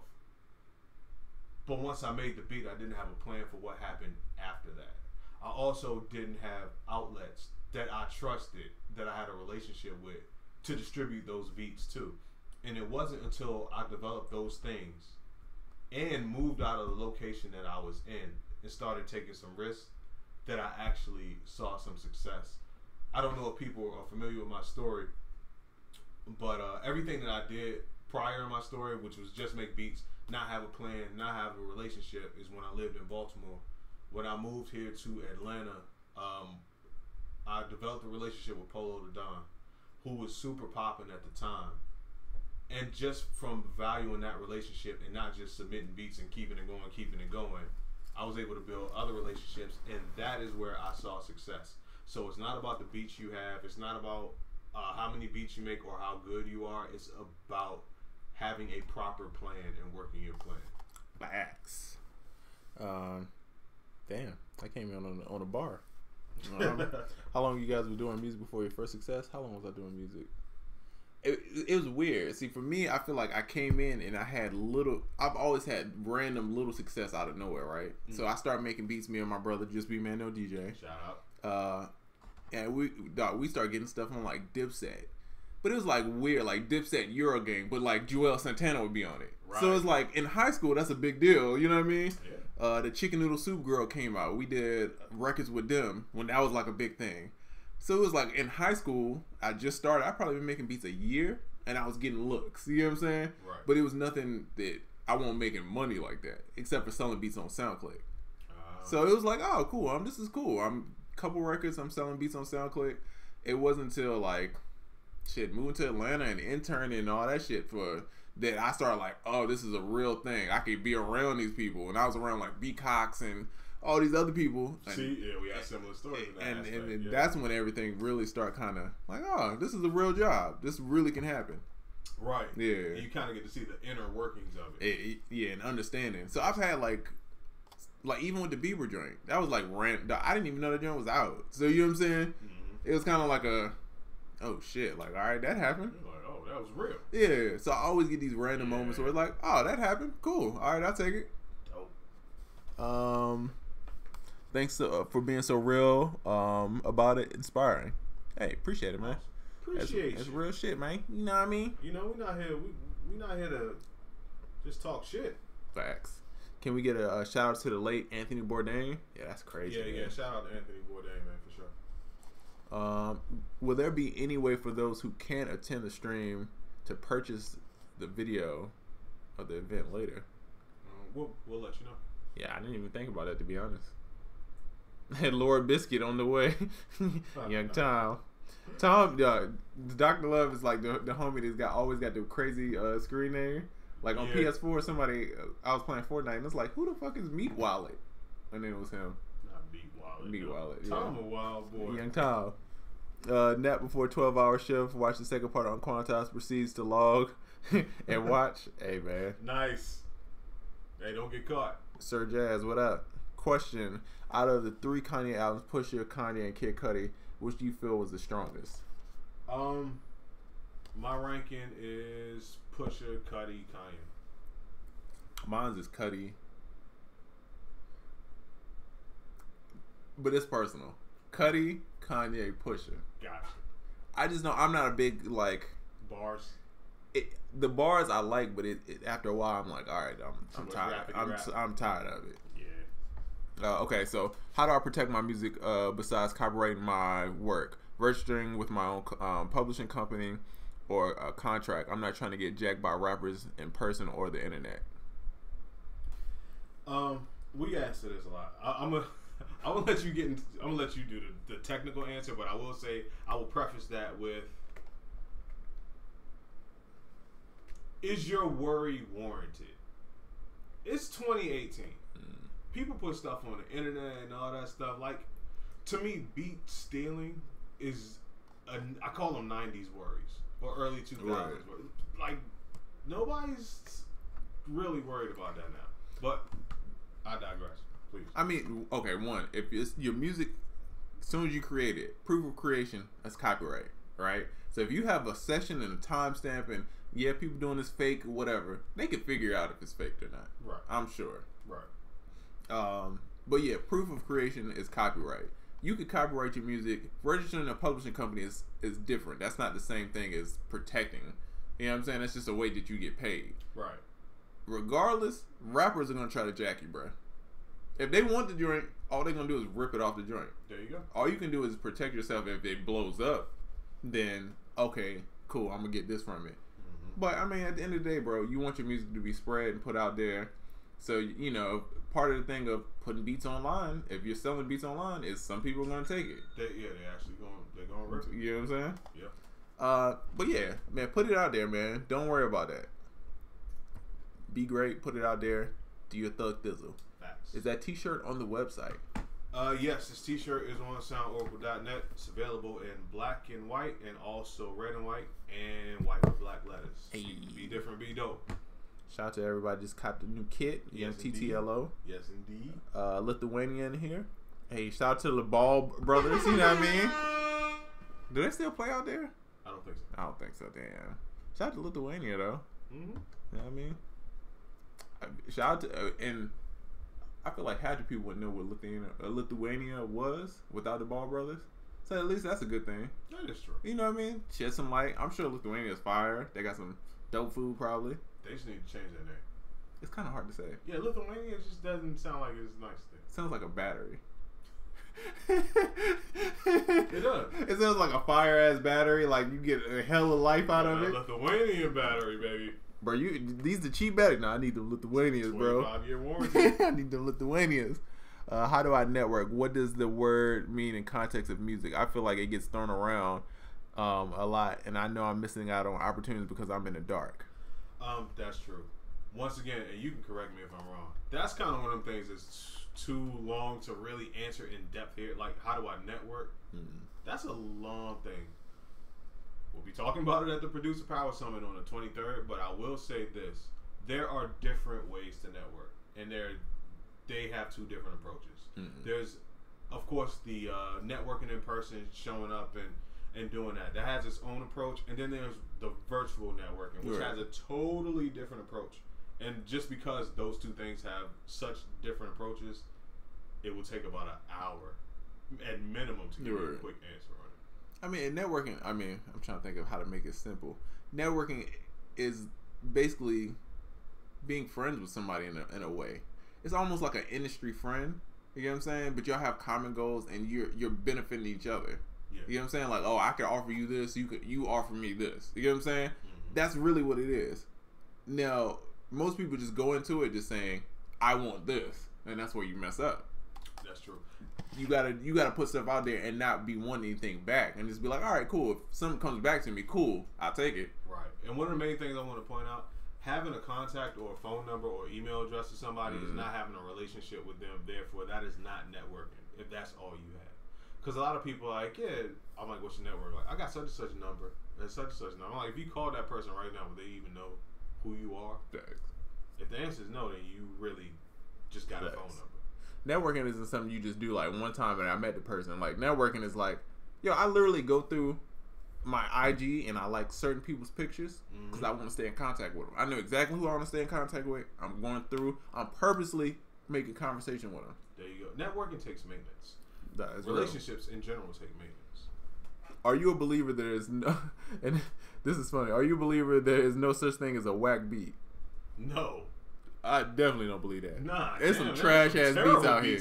There's some dog. Do not subscribe to that. I heard 4 of them today. Dog, do not subscribe to that because if you listen to that, you gonna make some whack ass shit. That's a fact. And then be looking crazy when you play it. Yeah, bro. Yeah, dog. People make whack stuff all the time. And be swearing it's good. Big Los is out of here. Gotta roll to another meeting. Thanks for another great cast. Appreciate you, man. Yes, sir. Always appreciate you being here, brother. Young Tom says, shout out to Lord Bisk. That's facts. Great country, Lithuania. I'm sure. Nice. We gotta get there. Is there a venue for the live event? Yeah. The venue will be announced on Monday. There's no such thing as a whack beat. It's all perception. No. But what if everybody perceives it as bad? Like, it was art is no wrong answer. No right or wrong. But the thing is, if the general consensus is get that shit out of here, yeah, I'm gonna say it's whack. It may not be a fact in the factual sense, but right. Listen, you can run with that mentality if you want, and just 1,000 people might shit on your whack beat. But if you're strong enough to be like, no, I really think it's good. That's like saying yo, ain't no such thing as a whack restaurant. You go on Yelp, that joint got 1 star, hella complaints. You're like, well, it's just their palate. Maybe they're not. But if 99.9% of the people in the world think it's whack, the general consensus is it's whack. Market determines the value. Hey. If an A&R wants your stems to have the mix for a well-known artist, should I let them go, or is that a no-go? Take care of that business first, dog. I got one question for you, my brother. Did they cut you a check? That's the thing. Take care of the business. I've been in situations like that earlier on. 4 times out of 10, 4 times out of 5. There was a fight afterwards. Right. Not a physical fight, but having a fight for what you should have got before you release the stems. Because, listen, the fact that they want the stems from you, you have leverage. Mm-hmm. Once you give up the stems, you give up all your leverage. Now you can ask for whatever you want. They can give it to you, not give it to you, give it to you later, renegotiate it. You have no leverage. Don't let go. Don't let your leverage go. You know them action movies where it's like the standoff and everybody's pointing a gun at each other, right? Yeah. And then one guy got the bag of diamonds. You sending the stems is like throwing the bag of diamonds to the other guy. I'm gonna shoot you in the face. Yeah, and they were like, "Oh, I'm just about to cap him. Yeah. We don't really need him no more." Basically, I think what we're saying is don't get shot in the face. Yeah, bro. Yeah. Only time I send stems is people I trust. Like Oracle be like, yo, I'm trying to flip this. Cool, I'll send them the stem. Right. Because we gotta understand it. I know what it is. Diego, I gotta understand it. I know what it is. Are we going back to relationships? Relationships. There we go. But if it's an A&R and they say, oh, we need the stems to get this mix. If you got it mixed, you gotta pay the engineer, which means you gotta pay me. Yeah. If you need the stem, how bad do you really need the stem? Right. Let's test that. You told me you need them, but we're gonna see if you really need those stems. It's my money and I need it now. Yeah. Because at the most, I'll be like, nah. Networking is an everyday thing. No shortcuts to this. Facts. Yes, that is a fact. Am I the only one having a hard time organizing my home studio? No. If you look at my stories today, I asked a similar question. Am I the only one that changes my setup around almost every day? So the thing is, during the show, you see my setup like this. Chances are it wasn't like that earlier. Throughout the week, it looked totally different. I just put it back this way for the show. Facts. Yeah. Oracle, in your early stages as a music producer, you mentioned you were hitting up studios. How did you find out about the studios? How did you know it was a good studio with good artists? Well, in Atlanta, Northside Drive is where really all the studios are. It's one strip in Atlanta where it's not all the studios, but it's a lot of the popping studios, and it's just common knowledge out here. So I just came down here and went to Northside Drive. And since there's a whole bunch of studios there that people know, you know the names of the studios. And shit, even the ones that I didn't know the name, I still went there. Right there. But, you know, Zach's, Silent Sound, Stankonia, Artist Factory, Artist RIP. Factory, yep. Patchwork. Dent Joint, Icon, Yep. ABV. Then, not what's the other ABV. joint that was like, I'm not going to go down all the Shoot, studios. Grand Hustle, Yeah. Dirt, DTP. They're all on the same street out here. I got the most success at Silent Sound. Patchwork was cool, but Zach's is where I caught my break. Oh, yeah, I caught Zach's my break was at good. Zach's. Did you see how they got the shooting at Patchwork? No, man. Well, Patchwork is the livest studio. It's a little trappy, you know what I mean? Yeah, they got the shooting at Patchwork. Damn. What if someone writes a dope hook on a whack beat? Well, You got a dope hook on a whack beat. it depends on if it's my whack beat and they wrote a dope hook, I'm just gonna remake the beat. Yeah. And sell the hook. Yeah. That's me. You know what I mean? I don't know. I mean, you can season rotten meat well. But what do you do with the meat? Do you still eat it, or Facts. do you remember what you did with the season and put that on some good meat? That's facts. Networking is hard. Most people don't have the everyman for. Oh, most people have the everyman for themselves mentality. That's facts. That is true. But nobody can achieve the greatness that they really want to achieve without other people. You're gonna need somebody at some point. Facts. Yeah. Look, bro, I don't care if I'm Kevin Durant, Steph Curry, Klay Thompson. I want a championship.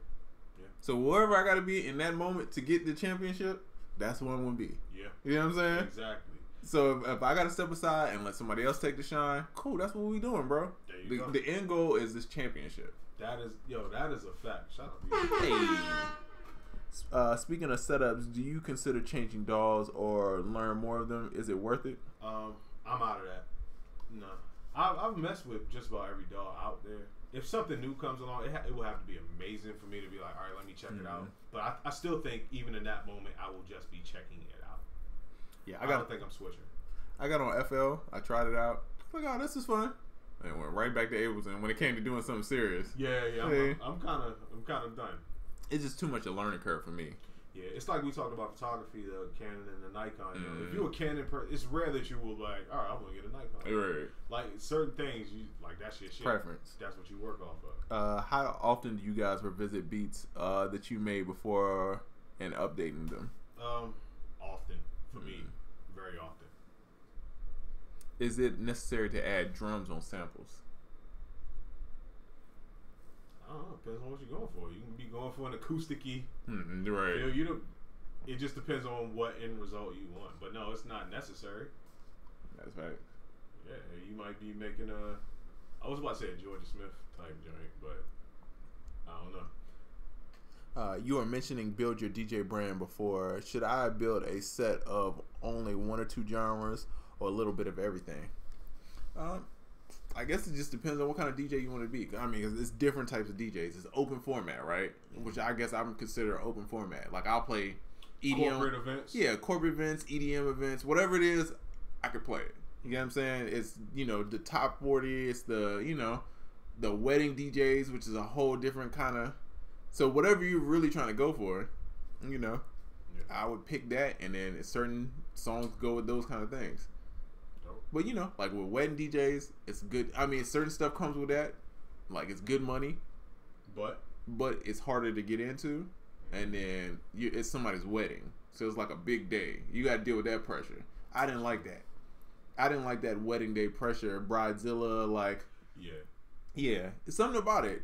Any other, like me being on stage doesn't bother me. Somebody's wedding, oh, that bothers me. That shit is real. That's when my wife doesn't do wedding photography. That's real. Yeah. That's real. Yeah, weddings are no joke. Yeah. And it's the bride, really. Mm-hmm. No joke, bro.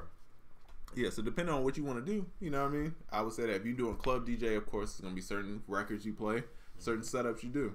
So whatever that main thing is, I would stick to that first, get that down, and then move to the next one. Let's see. Should I copyright music on SoundCloud? If I'm just going to use SoundCloud for storage. Look, I'm gonna keep it all the way 100. I'm not sending stuff off to get copyrighted. I'm making stuff and I'm just doing my thing. People don't do that anymore, and I think a lot of people jump the gun with being worried about being robbed. Honestly, 99% of these people aren't robbable. Like, you don't have anything valuable. The thing is, what you're worried about somebody taking is what a million other people are doing. So you might have $100 bill and you don't want anybody to take it, but you're standing in a sea of everybody that has $100 bills. So the chances of somebody stealing from you are very slim. And I just think that people are putting the fear of this happening over the actual reality of it happening. And thieves don't usually pop. That's very true. You know what I'm saying? Like, somebody's gonna steal your beat. Most of the time, they might get one or two off, and then but somebody's gonna be like, "Nah, you over here stealing." Yeah, that's a fact. Like, it's gonna happen. Most of these dudes, they just playing for themselves, or they playing it for their friends, and it's going on their SoundCloud. Like, it's not like they're gonna run off and get a number one hit with your beat. It just doesn't happen like that. Because the artists and the labels, they not playing. They don't want that smoke. Yeah, they don't want none of them lawsuits. And that person got to send in stems. They don't have the stems. Exactly. And no label is going to be like, when they ready to, if they want to rock with it, they're gonna be like, yo, send the stems. The second that person is like, I don't have the stems, it's a 2-track, shit ain't gonna work anyway. Thanks. And anyone that they stole your beat and can get it off to, and they're willing to accept the 2-track, 9 times out of 10, that shit is going nowhere anyway. Exactly. So, hey, look, put your stuff out there. I mean, be smart about it. Don't be sending stems out and just willy nilly and stuff. But at the end of the day, man. And here's the thing, I feel like a lot of people are making, like, for example, 808 Mafia type beats, and then be like, someone stole my beat. Y'all literally are trying to all make the same damn beat. You know what I'm saying? Right. They just needed a general beat. Yeah. You have to have a general beat. If you're making general beats, other people are gonna make general type beats like that. So listen, man. It might feel like you're getting jacked, but you're just making the same thing as everybody else. Yeah. As harsh as it sounds, 9 times out of 10, you don't even qualify as a target. Somebody the other day was like, somebody jacked my beat. Dog, you use the sample, bro. Dog, you flip the sample the same way that 90% of people will flip a sample. Right. You didn't do any like groundbreaking thing. You loop something and you put drums on it. Probably the same type of drums that people already use. Dog, trap drum, same pattern. You know what I mean? A Pierre Bourne 85 BPM bounce. That's not stealing. They didn't steal from you. Right. You're actually stealing from somebody else. You know what I'm saying? Yeah. You're in a big pool. But sometimes people don't understand it. They're like, that's why it's weird for me listening to other people's stuff. Because when I first met Timbaland, first time I met Timbaland, somebody tried to give him a CD and he wouldn't take it. He would not personally touch it in there because people will accuse you. People will say, "Oh, you heard my beat and you stole it. I gave it to you then." And they would use that against you. Yeah. You know what I'm saying? Yeah. So he wouldn't even touch it. He wouldn't even touch the CD. Like, nah, you pass it to him. I do the same thing. I won't take your music. We don't have a relationship. I won't take your music. And a lot of that is what I learned from Tim. And I watch how he moved around other people. I just don't have time for the accusations because, number one, if you accuse me of some shit like that, I'm going to be upset because I'm qualified enough to make great shit without stealing from people. Exactly. So, yeah, that's a whole nother can of worms, man. But I realize, man, it's people who can create with no effort, and there's people who jealous, people who can create with no effort. Yeah. You know what I mean? There you go. Dog, I can do this all day. You know what I mean? If I get tired, I got homies that can do this all day. That's a fact. So somebody's gonna come up with an idea. You can do it in your sleep. Yeah, somebody's gonna come up with a good idea, and we're gonna polish it out. There you go. What's the best mic either of you use in the studio for vocals? I don't record vocals. I'm not gonna lie. So, God, I feel like at Doppler we had a really good, expensive mic, and I don't even remember what it was. Was it the? No, it's like a US. I don't know. It's some classic mic that they were going crazy about. Bro, it all sound the same to me.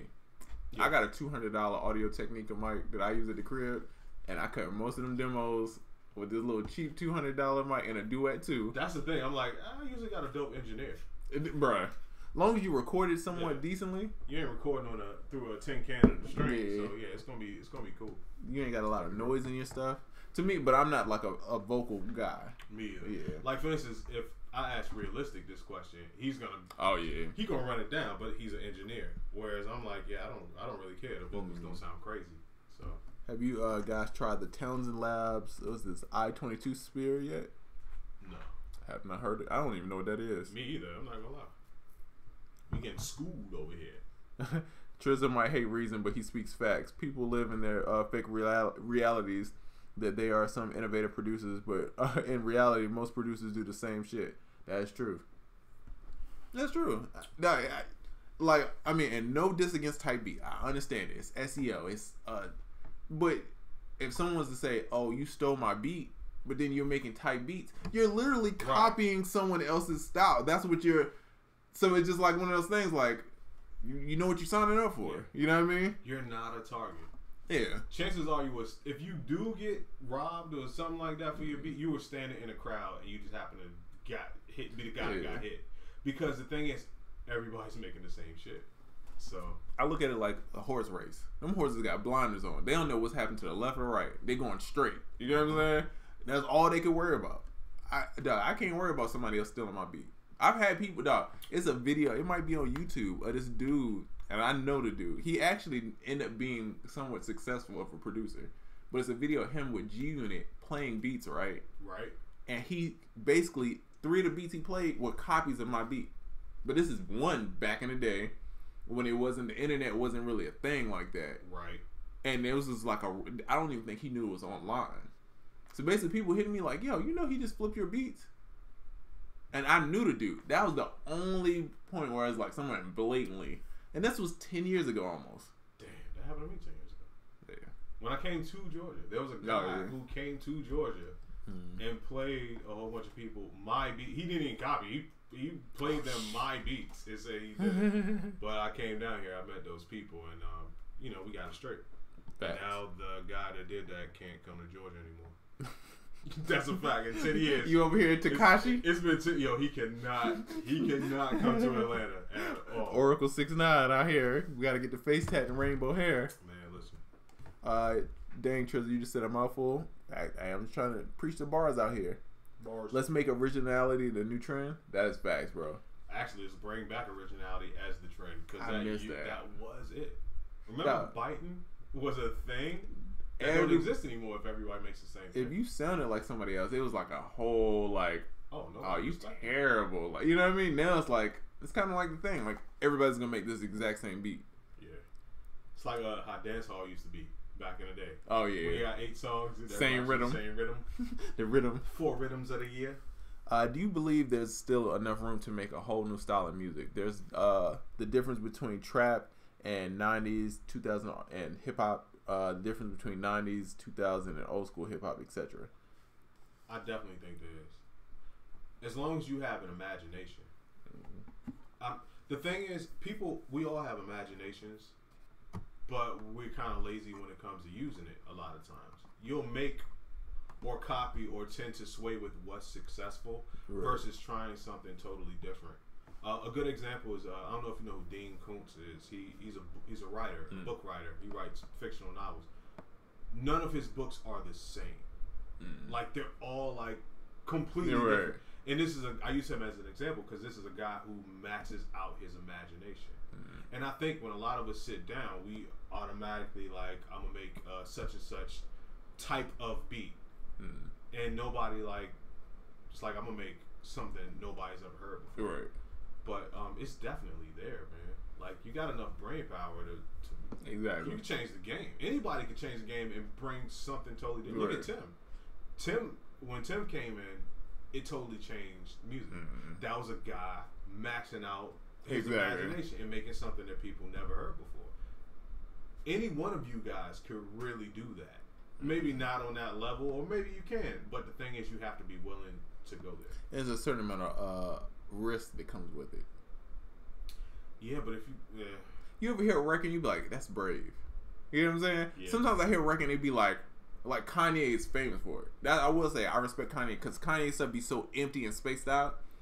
Then I'd be like, "That's brave." I would be scared to have that much space in a record sometimes, right? Because that's confidence right there. You know what I mean? Like, but you gotta respect the move. I respect the move. You get what I'm saying? Yeah. And okay, so this question kind of ties into it. It says, "Can you come with advice on how to innovate music, not copy but make unique music?" Yeah. Think about what people are already doing, and then don't do that. I mean, it may sound simple, but really, that's it. Or the flip side is you can think about what people like and why they like it, and take. You know, I'm famous for that. Like, just take those things into account. Like, people like trap because the 808 and all that. Well, what could I do with an 808 that's different? Exactly. Or what could I use instead of an 808? Exactly. And ask yourself 3 times, how could I usually ask myself 3 times, how can I make this better? But in that instance, I would ask myself 3 times, how can I make this different? So you find the thing, you do something different, and then how can I make this more different? How can I make it different? It's something completely, you won't recognize it. There you go. That, and I mean, it's this book, Austin Klein, Still Like an Artist, right? Mm-hmm. So like, I think that the thing when people like type beats, for example, right? If someone says Metro Boomin type beat, right? The reason why I feel like I have an objection about it is because when you say Metro Boomin type beat, you're copying his style. You're copying 5 or 6 things that he does to make this one thing, right? But if I take one, I like the tempo he does, but I like the chords Pharrell uses. I like the 808 Mafia uses. I like the swing that Dilla uses. If you put that together, it's completely different. It's totally different. Right. So basically what I'm saying is, if you're gonna steal a bunch of small pieces from different people, not the whole pop, not the whole thing. Yeah.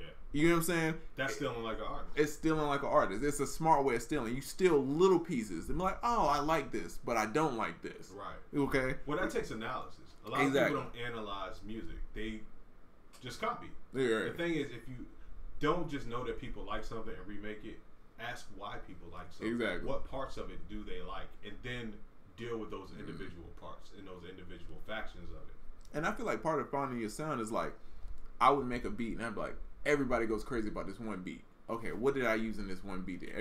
All right, what sounds did I use? All right, how do I find sounds close to this?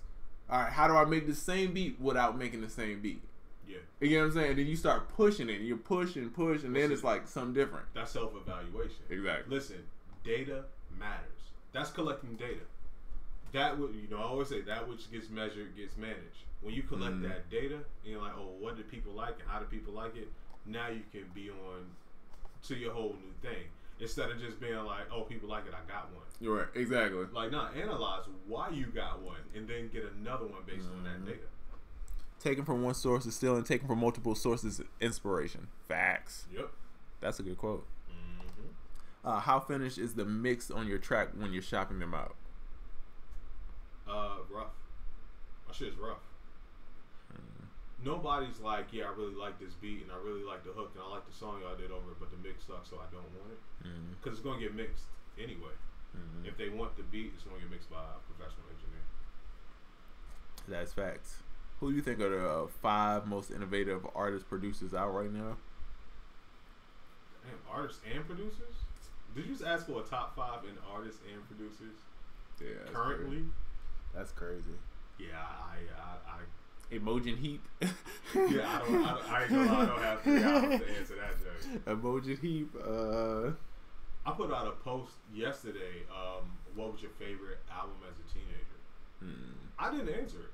I just asked other people because I couldn't answer it. This is That's a a hard similar one. question. That's a hard one. Yeah. Yeah, that's crazy. Yo, shout out to Hop. Hop, you know, hip hop. Right. Shout out to hip hop Rockefeller. He was like the purple tape. I forgot about the purple tape. The purple tape was, but see, I already had like 3 in my mind, and then he was like, "Oh, the purple tape." I'm like, "Damn, I didn't even think." Right. That's the whole top 5 thing. When people are like, "Who your top 5?" and you name your top 5, and they're like, "Well, what about such and such?" You're like, "Damn, let me do this over." All right, top 7. Right.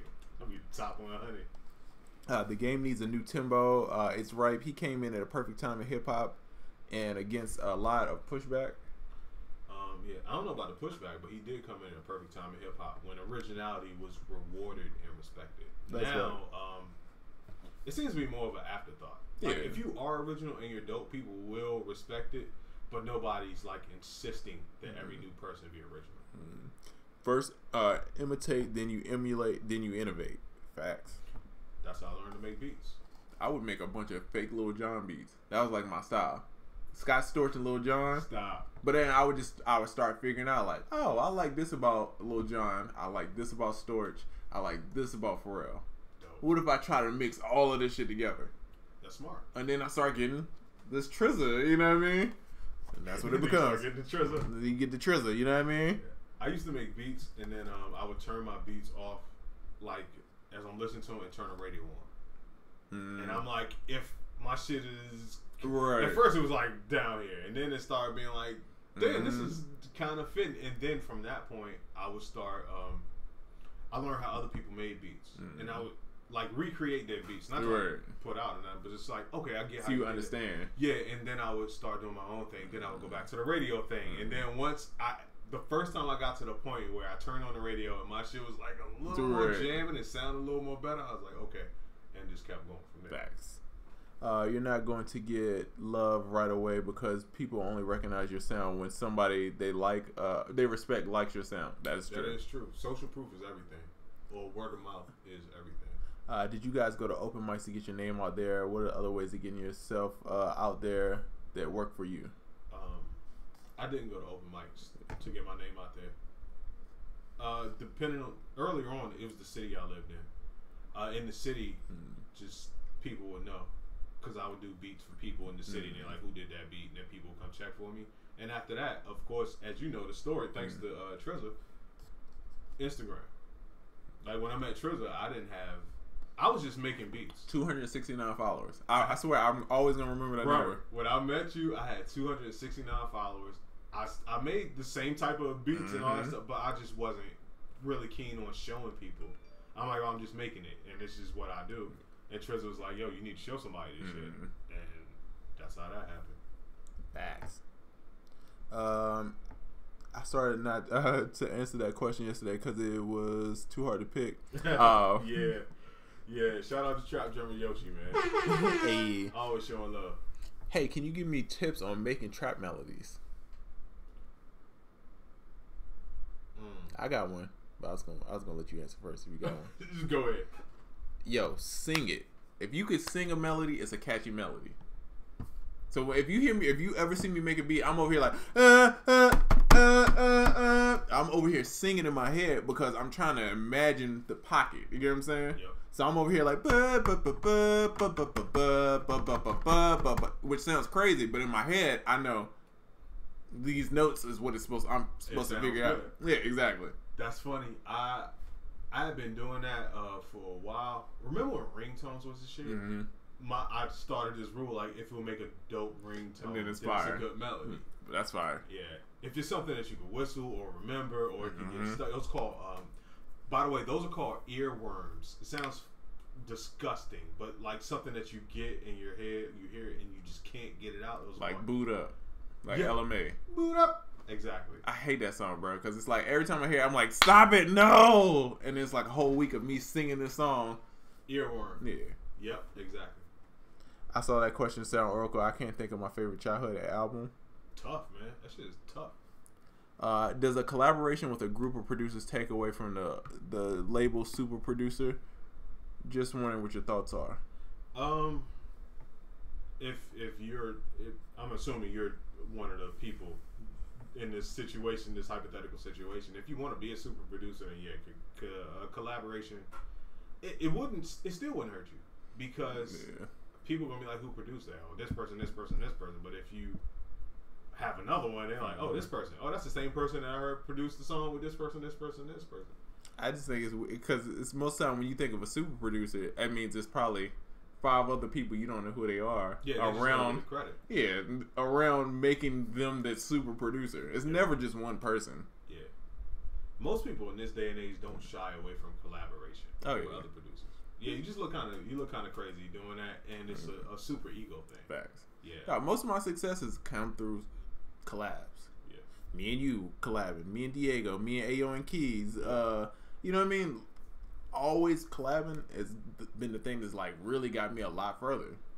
Working with more people gets you in more places. Facts. If you're trying to be a super producer, which in turn equates to being a lonely island. Yeah. Okay. I didn't mean to do that, but you can only be where you can be. In the army. Yeah, exactly. But if you collaborate with other people, you're in multiple places, and if you show up in enough places, people are gonna check for you. Facts. And then you can become that super producer by default. Is it possible to be original in this stage of the music game? More so than ever. Facts. In a time when everybody's doing the exact same thing, now is the perfect time to be original. Like, there's never been a better time to be literally original. All Bruno Mars is doing is something different than everybody else. He's doing something that worked already. He's taking all the 90s stuff. I'm gonna take all the chords. But nobody else is doing it. Yep. I'm gonna go over here while y'all over here. That's why Bruno is so big. Everybody else is like, eh. Yeah, he's like, I'll take this Morris Day stuff because nobody's doing it. And Pharrell, same way. Pharrell is always the guy that's here when everybody else is over here. Kanye, when you think of trap and all that, even when Kanye's on trap, it's not the same trap. That's a fact. His stuff is really musical. It's different. So everybody you kind of respect, they kind of do this. I'm gonna be over here while y'all do this. And it's him being him. That's the one thing you really got respect about Kanye. It's him being him 24/7. Facts. Yeah. I truly admire Oracle's musical wisdom. Facts. Thank you. I appreciate it. Smart guy, man. He's a smart guy. Can I take this real quick? Yeah. Watch your cup. I don't know what's in Smart guy. It was empty. Bam. Hold on, y'all. Smart guy. He's a smart guy. I was about to be like, dang, mama. That's the Parkers. Dang, mama. Shout out to Darkchild getting them TV placements. People that I was talking about to somebody, people don't know that he did all the Moesha and the Parkers. Mm-hmm. Mo to the E to the. It reminds me of high school boot up. Sounds like something off of Chris Brown's first album. It does. What did they steal them chords from? Them chords come from another song, bro. Yo, you know what? I don't know. You know what everybody seems to steal chords from? Guy. Oh yeah. A lot of songs I hear, a lot of R&B stuff is Guy. I'm not gonna lie. A lot of the XO kit that I did was Guy inspired. That makes sense. And Spacewalk when I was in with Bravo and Eva, it's one on there. Them chords. Oh yeah, I know exactly. Shout out to Teddy Riley, man. The Godfather. Yeah. Is there any benefit to studying music from the genre in the past and related genres that influence the sound? Always. Facts. Always. Look at P. Diddy. Oh, he made a whole career of taking hits from other genres and flipping them. Yeah. I guarantee if you analyze chords from other genres, if you just analyze the chords from, what's that, Michael Jackson, Lady in My Life, or one of them joints, like stuff like that just adds to your musical repertoire. It's always a benefit. As a person that started off as a crate digger, my whole shit was based off of studying things from the past to learn what's what and then make my own thing. Right. These trap dudes saying shit like it ain't even about the talent anymore. I use 3 sounds and my beat knocks. Fuck out of here with that bullshit. That's why all the shit sounds like ass. Now, I will play devil's advocate, right? Mm-hmm. It's always been a time and a place for those kind of records. And you might not just be that kind of producer. Right. Okay. It's always been a Nas. It's always been an MC Hammer. You know what I'm saying? That's a good point. So those people who make these like 3 sound beats in the club, they rock. True. You know what I mean? But everybody don't always. And again, it's a time and a place for that. Right. Who do you want to be?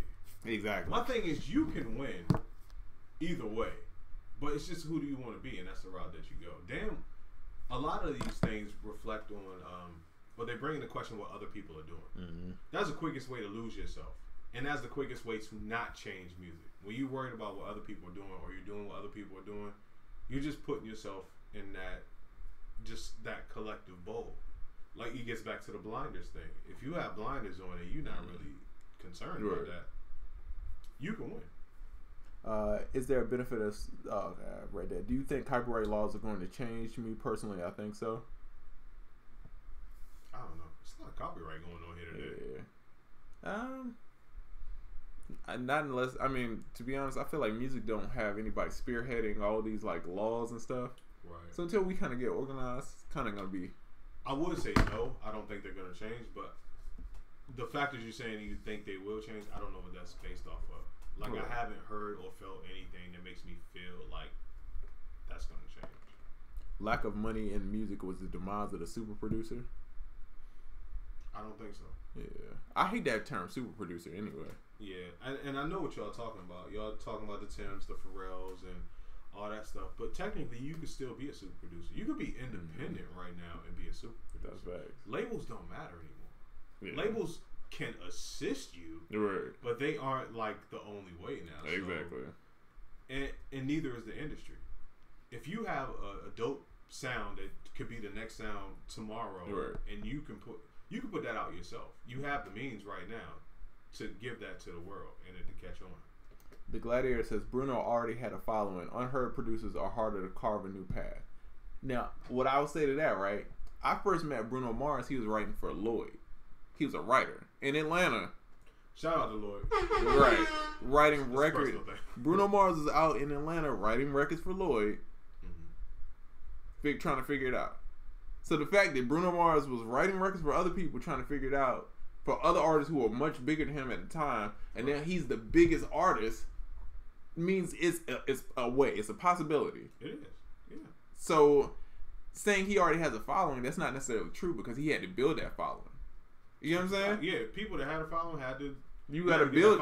It's not like you just say a label say you're signed and you got a following. Right. It don't really work like that. And you could have a following, but you could do something that's not good, and you could lose your following. They could just not rock with you. Man, just because people got 1 million followers don't mean nothing. No, it doesn't. Because a lot of people on Instagram is broke. Yeah, and followers are fickle. Yeah, that's very. Yeah, for every 5 you lose, you may gain 1, but it's always an uphill battle. I think what bothers me the most is the blatant disrespect of musicality, and the whole mentality is really off, in my opinion. I can see that. I can see your viewpoint, but it's up to you to change that. Yeah. And how are you going to change that? You know what makes, again, Bruno Mars is a perfect example. Music is going to get more musical because Bruno is winning with very musical stuff. So everybody else sees that and like, oh, well, let me put a little more chords in my joint. So now everybody's going that way. In a world of copying, just be dope. Yeah. You can be different, but just be hella good at it. Facts. And that's the thing. And then people are like, wow, that's good. And what are you going to get? A whole bunch of copiers that are like, oh, I should do that too because this guy is winning. Facts. But that guy didn't have that mentality, and that's why he's winning, and that's why the other people will always be copiers. Hey, can you help me? When I'm recording my vocals, why do they sound offbeat? It sounds like a latency. Yeah. Sounds like latency from plugins.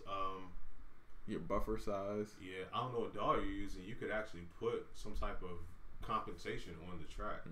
So it'll be like, all right, you're going to have this much delay. You can compensate by a certain amount. So a computer will kind of, I guess it's like, all right, we think it's going to be off by this amount. You could set that amount. They'll push it forward. So it sounds right, I guess. That's the thing. And like, all right, with Ableton, there's a track delay. So if you record something and you notice that it's, say, behind by 20 milliseconds, you just set the track delay compensation ahead 20 milliseconds. But keep in mind, when you have things like delay, that will always change because the more plugins that you add on that track or to your set, the more it's going to delay. Don't have no pad. Oh, yeah. So have what you're going to have and then figure out the delay compensation and then compensate that way. Hey, Oracle, I'm more confident working in a range view now. Hey, dope. You guys spin facts today. Glad I tuned in. Really made me realize that I think I'm on the right track. Hey, that's what we here for, bro. Go, man. Listen, you got to check in sometimes with somebody else. Yeah. That's one thing I learned as a loner type of person. I learned you got to have a community and you got to check in with other people because sometimes you might think that you're going crazy and you really on the right path. Exactly. Or vice versa. You think you on some shit and then you like everybody else like, yo, what the hell is this? Exactly.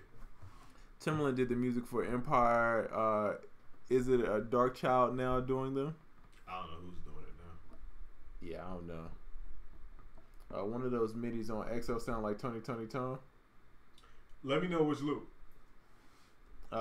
Is there a way to be music producer and artist, or is it better to choose one path? Can you be a basketball player and a baseball player? You definitely can, but you gotta be a little more in shape. You gotta be on it. Yeah, because both of those things technically are full-time things. So it's like double majoring in college. You're right. If you're a beast like that and you know that you're a beast, you can do it. It's gonna kick your ass, but you can do it. You're right. But if you just considering it, and you don't know, test it out. You might not be good for that water. Yeah. And it may not be the best thing for you to pop in either one. If you're pursuing both at the same time, you may not maximize your potential in either lane because you're splitting so much of your time and they're so the Kanye effect demanding. Because Kanye, when he was popping as producer, he wanted to be a rapper, and everybody's like, "Oh yeah, that's cool," but you a producer. You know what I'm saying? Yeah. Those bars are cool. So. Yeah, he did it. Yeah. It caused him to go a little crazy in the process, but he made it happen. Shout out to Kanye going crazy. And them pills he taking. How do you guys feel about putting beat tapes, SoundCloud, or other streaming services? Promotion. Get your name out there. It lets people know what you're about. Facts. A lot of people do it. You know. Have you guys heard about Spotify is doing? Thoughts? Ain't gonna lie. I need you to be a little more specific than that. Yeah, I wonder is they're doing a lot of stuff actually. Yeah, I seen they recap that whole little.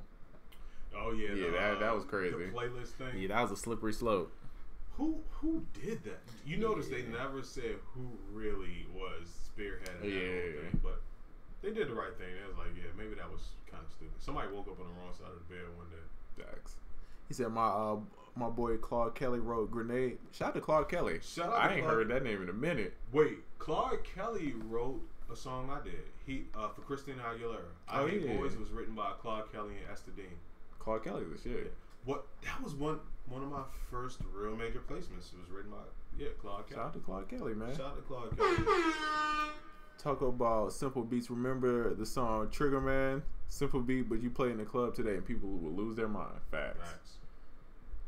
He built a following, but he can do abstract and keep his loyals.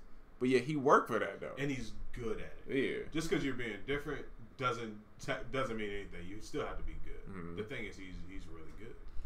Are there really broke rappers and producers? Their IG don't show that.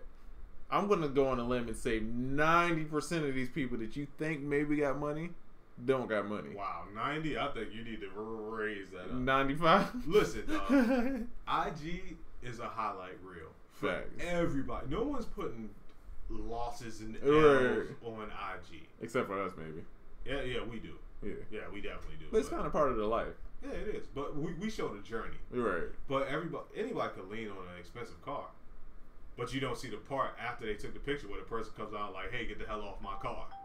Because it's not their car. Facts. You know what I'm saying? Yeah, a lot of people, I'm telling you, because a lot of people, one, they don't know about the other stuff when it comes to online. So you can have 1 million followers, but you don't know how to maintain those followers, how to curate, how to sell to them. That's the thing. You faking it till you make it, but you never get to the making it part. Exactly. You just spend so much time faking it. And the thing is, even if people, let's say the followers thing, like you said, you can have 1 million followers, but it's all engagement doesn't lie. Exactly. Engagement is going to match your real following. So, just like Kanye is now abstract, but he carries a following and gains some. Yeah, but these are all people that worked really hard and grinded to build a following. So really, I mean, if you're gonna take it in a production standpoint, you just gotta build a following, bro. At a certain point, that I realized too, right? Like Pharrell, Swiss Beats, Just Blaze, all these people, right? That I really looked up to. In some way, there are artists at the same time. Oh yeah. You know what I'm saying? Oh yeah. So for me, I realized that to get to that certain level, you kind of almost have to be an artist. You get what I'm saying? Because people buy people, not things. Exactly. Yeah. So, hey, man. Shout out to you. What's that? Oracle and Trizza. Sound over. I love you and Trizza's kids.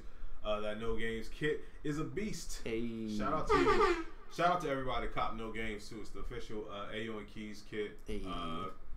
Put together by shout out to Ayo and Keys. They just came out with some fire today. With Ty Dolla $ign and Jeremiah. Yeah, but we did a kit with them. It's the official Ayo and Keys kit that we put out recently. So shout out to all y'all that bought that. Facts. Russ is both right. Stop. I don't really know what Russ is. I don't really care for Russ. I don't know enough about him. I just know everybody's like he's just taking the L's and all that stuff. I don't really like it. All the music I heard is just kind of like, yeah, I just don't get it yet. Maybe you go from rap to like some acoustic shit or something. I don't know. I don't know either. I just haven't. I don't understand the wave. Maybe it's the song, or I'll be like, or a video. I'll be like, oh, I get it. But right now, I just don't get it. Yeah. I don't care. It's too many people to care about. I gotta be selective with what I care about. Exactly. And what I pay attention to, and that's just not on my radar. I do really appreciate you guys for creating this platform and uniting us producers, musicians, and artists. Man, shout out to you. Thank you. Artists, producers, DJ Quick. That's facts. Yeah. Shout out to Quick. Yo. Woo. I won't say Quick is underrated because he get respect everywhere. But he's Quick underrated. Oh, yeah. Spotify is supposedly going to offer advances. I heard about that. I was going to say, when you hear about people offering advances, you know that's only to like the small, like... Yeah. It's not like they just out here giving away money. Nah, it's not like that. Did you hear about the Apple publisher? I heard. Publisher. I don't know what that means. Coming to death row. Yeah. How the hell do producers clear samples for their beat tapes? The label clear. Oh, for their beat tapes? Like independently? I don't know. You know, and this is something I gotta look more into, but I know for like remixes, right? It's something about the Creative Commons. Because if you ever watch, it's certain people that remixes be on Spotify, they never get taken down. But it has to fall into that Creative Commons. It's license. A Creative Commons. You buy a Creative Commons license that you basically say, I'm using this and I'm just using it for streaming, blah, blah, blah. Now, I don't know exactly how that works, so I can't give you a 100% answer. Yeah. But I think that's... I've used things for other things that fall under Creative Commons, but I've never put out anything myself under that. He said, include me in that percentage. I'm broke. I just made a post a couple days ago about prop money. Oh, that's facts. Oh, yeah. I got $20,000 in my crib of prop money just sitting. Chilling. All over the house. Just because I wanted to feel like it's money everywhere. So I just put it on my coffee table, my TV stand. Just money everywhere. But that being said, that cost me $30 on Amazon. Yeah. For $20,000 of fake money. So if I'm smart enough to figure out I could buy fake money and it looks damn near real, I'm sure all these other people... Well, yeah. Money, the idea of money itself is fictional. Money really has zero value. We just all agree that it has value. But that's me going into my Oracle bag. I'm not even getting into that because that's a whole nother conversation. Should you automatically turn on delay compensation and able to I guess no matter if you need it or not, should you have delay compensation on? I think you should, but the thing is, if you use some external gear, you may see the effects on your external gear. For instance, with Machine, if you have delay compensation on, depending on how much you have going on in your set, when you hit a pad, you can experience an extreme delay between the time you hit the pad and the time you hear the sound. And the thing is, delay compensation works in a way where the furthest delayed track becomes the one, and everything that would normally play before that is now delayed. Right. So in other words, if you have a lot going on, you have delay compensation on, and your track has a whole lot of plugins, when you hit play, it'll start playing maybe a second later or 500 milliseconds later. I'm not going to go into the whole thing, but yeah, that's how it works. So we got 1:15 left. Oracle, any young plugs for the world? Oh man, let me tell you what I'm excited about real quick. June 23rd in Atlanta, the Producer Power Summit. We will teach you how to build your brand, how to get your tracks better, how to get your mixes up, how to network. Actually, being in the building, you will be networking with like-minded producers, A&Rs, Busyworks Beats, Busyworks Beats, sound designers, all that good stuff. Listen, I can't stress how needed things like this are in the producer community. If you can come through, please come through. Think it'll be amazing. Also, check out soundoracle.net for some of the dopest kits on the internet. Hey. Bow. Yes. Jameson Summit, as IDK called it. Hey. And make sure y'all check out the new Rico Love TTLO kit. Yes. Grammy nominated producer writer for Beyonce, Usher, who else? Chris, everybody. If he's his R&B song, Rico probably did it. And so we got the sounds, all the hit joints. Bow. There we go. Appreciate you guys. UnQuantized.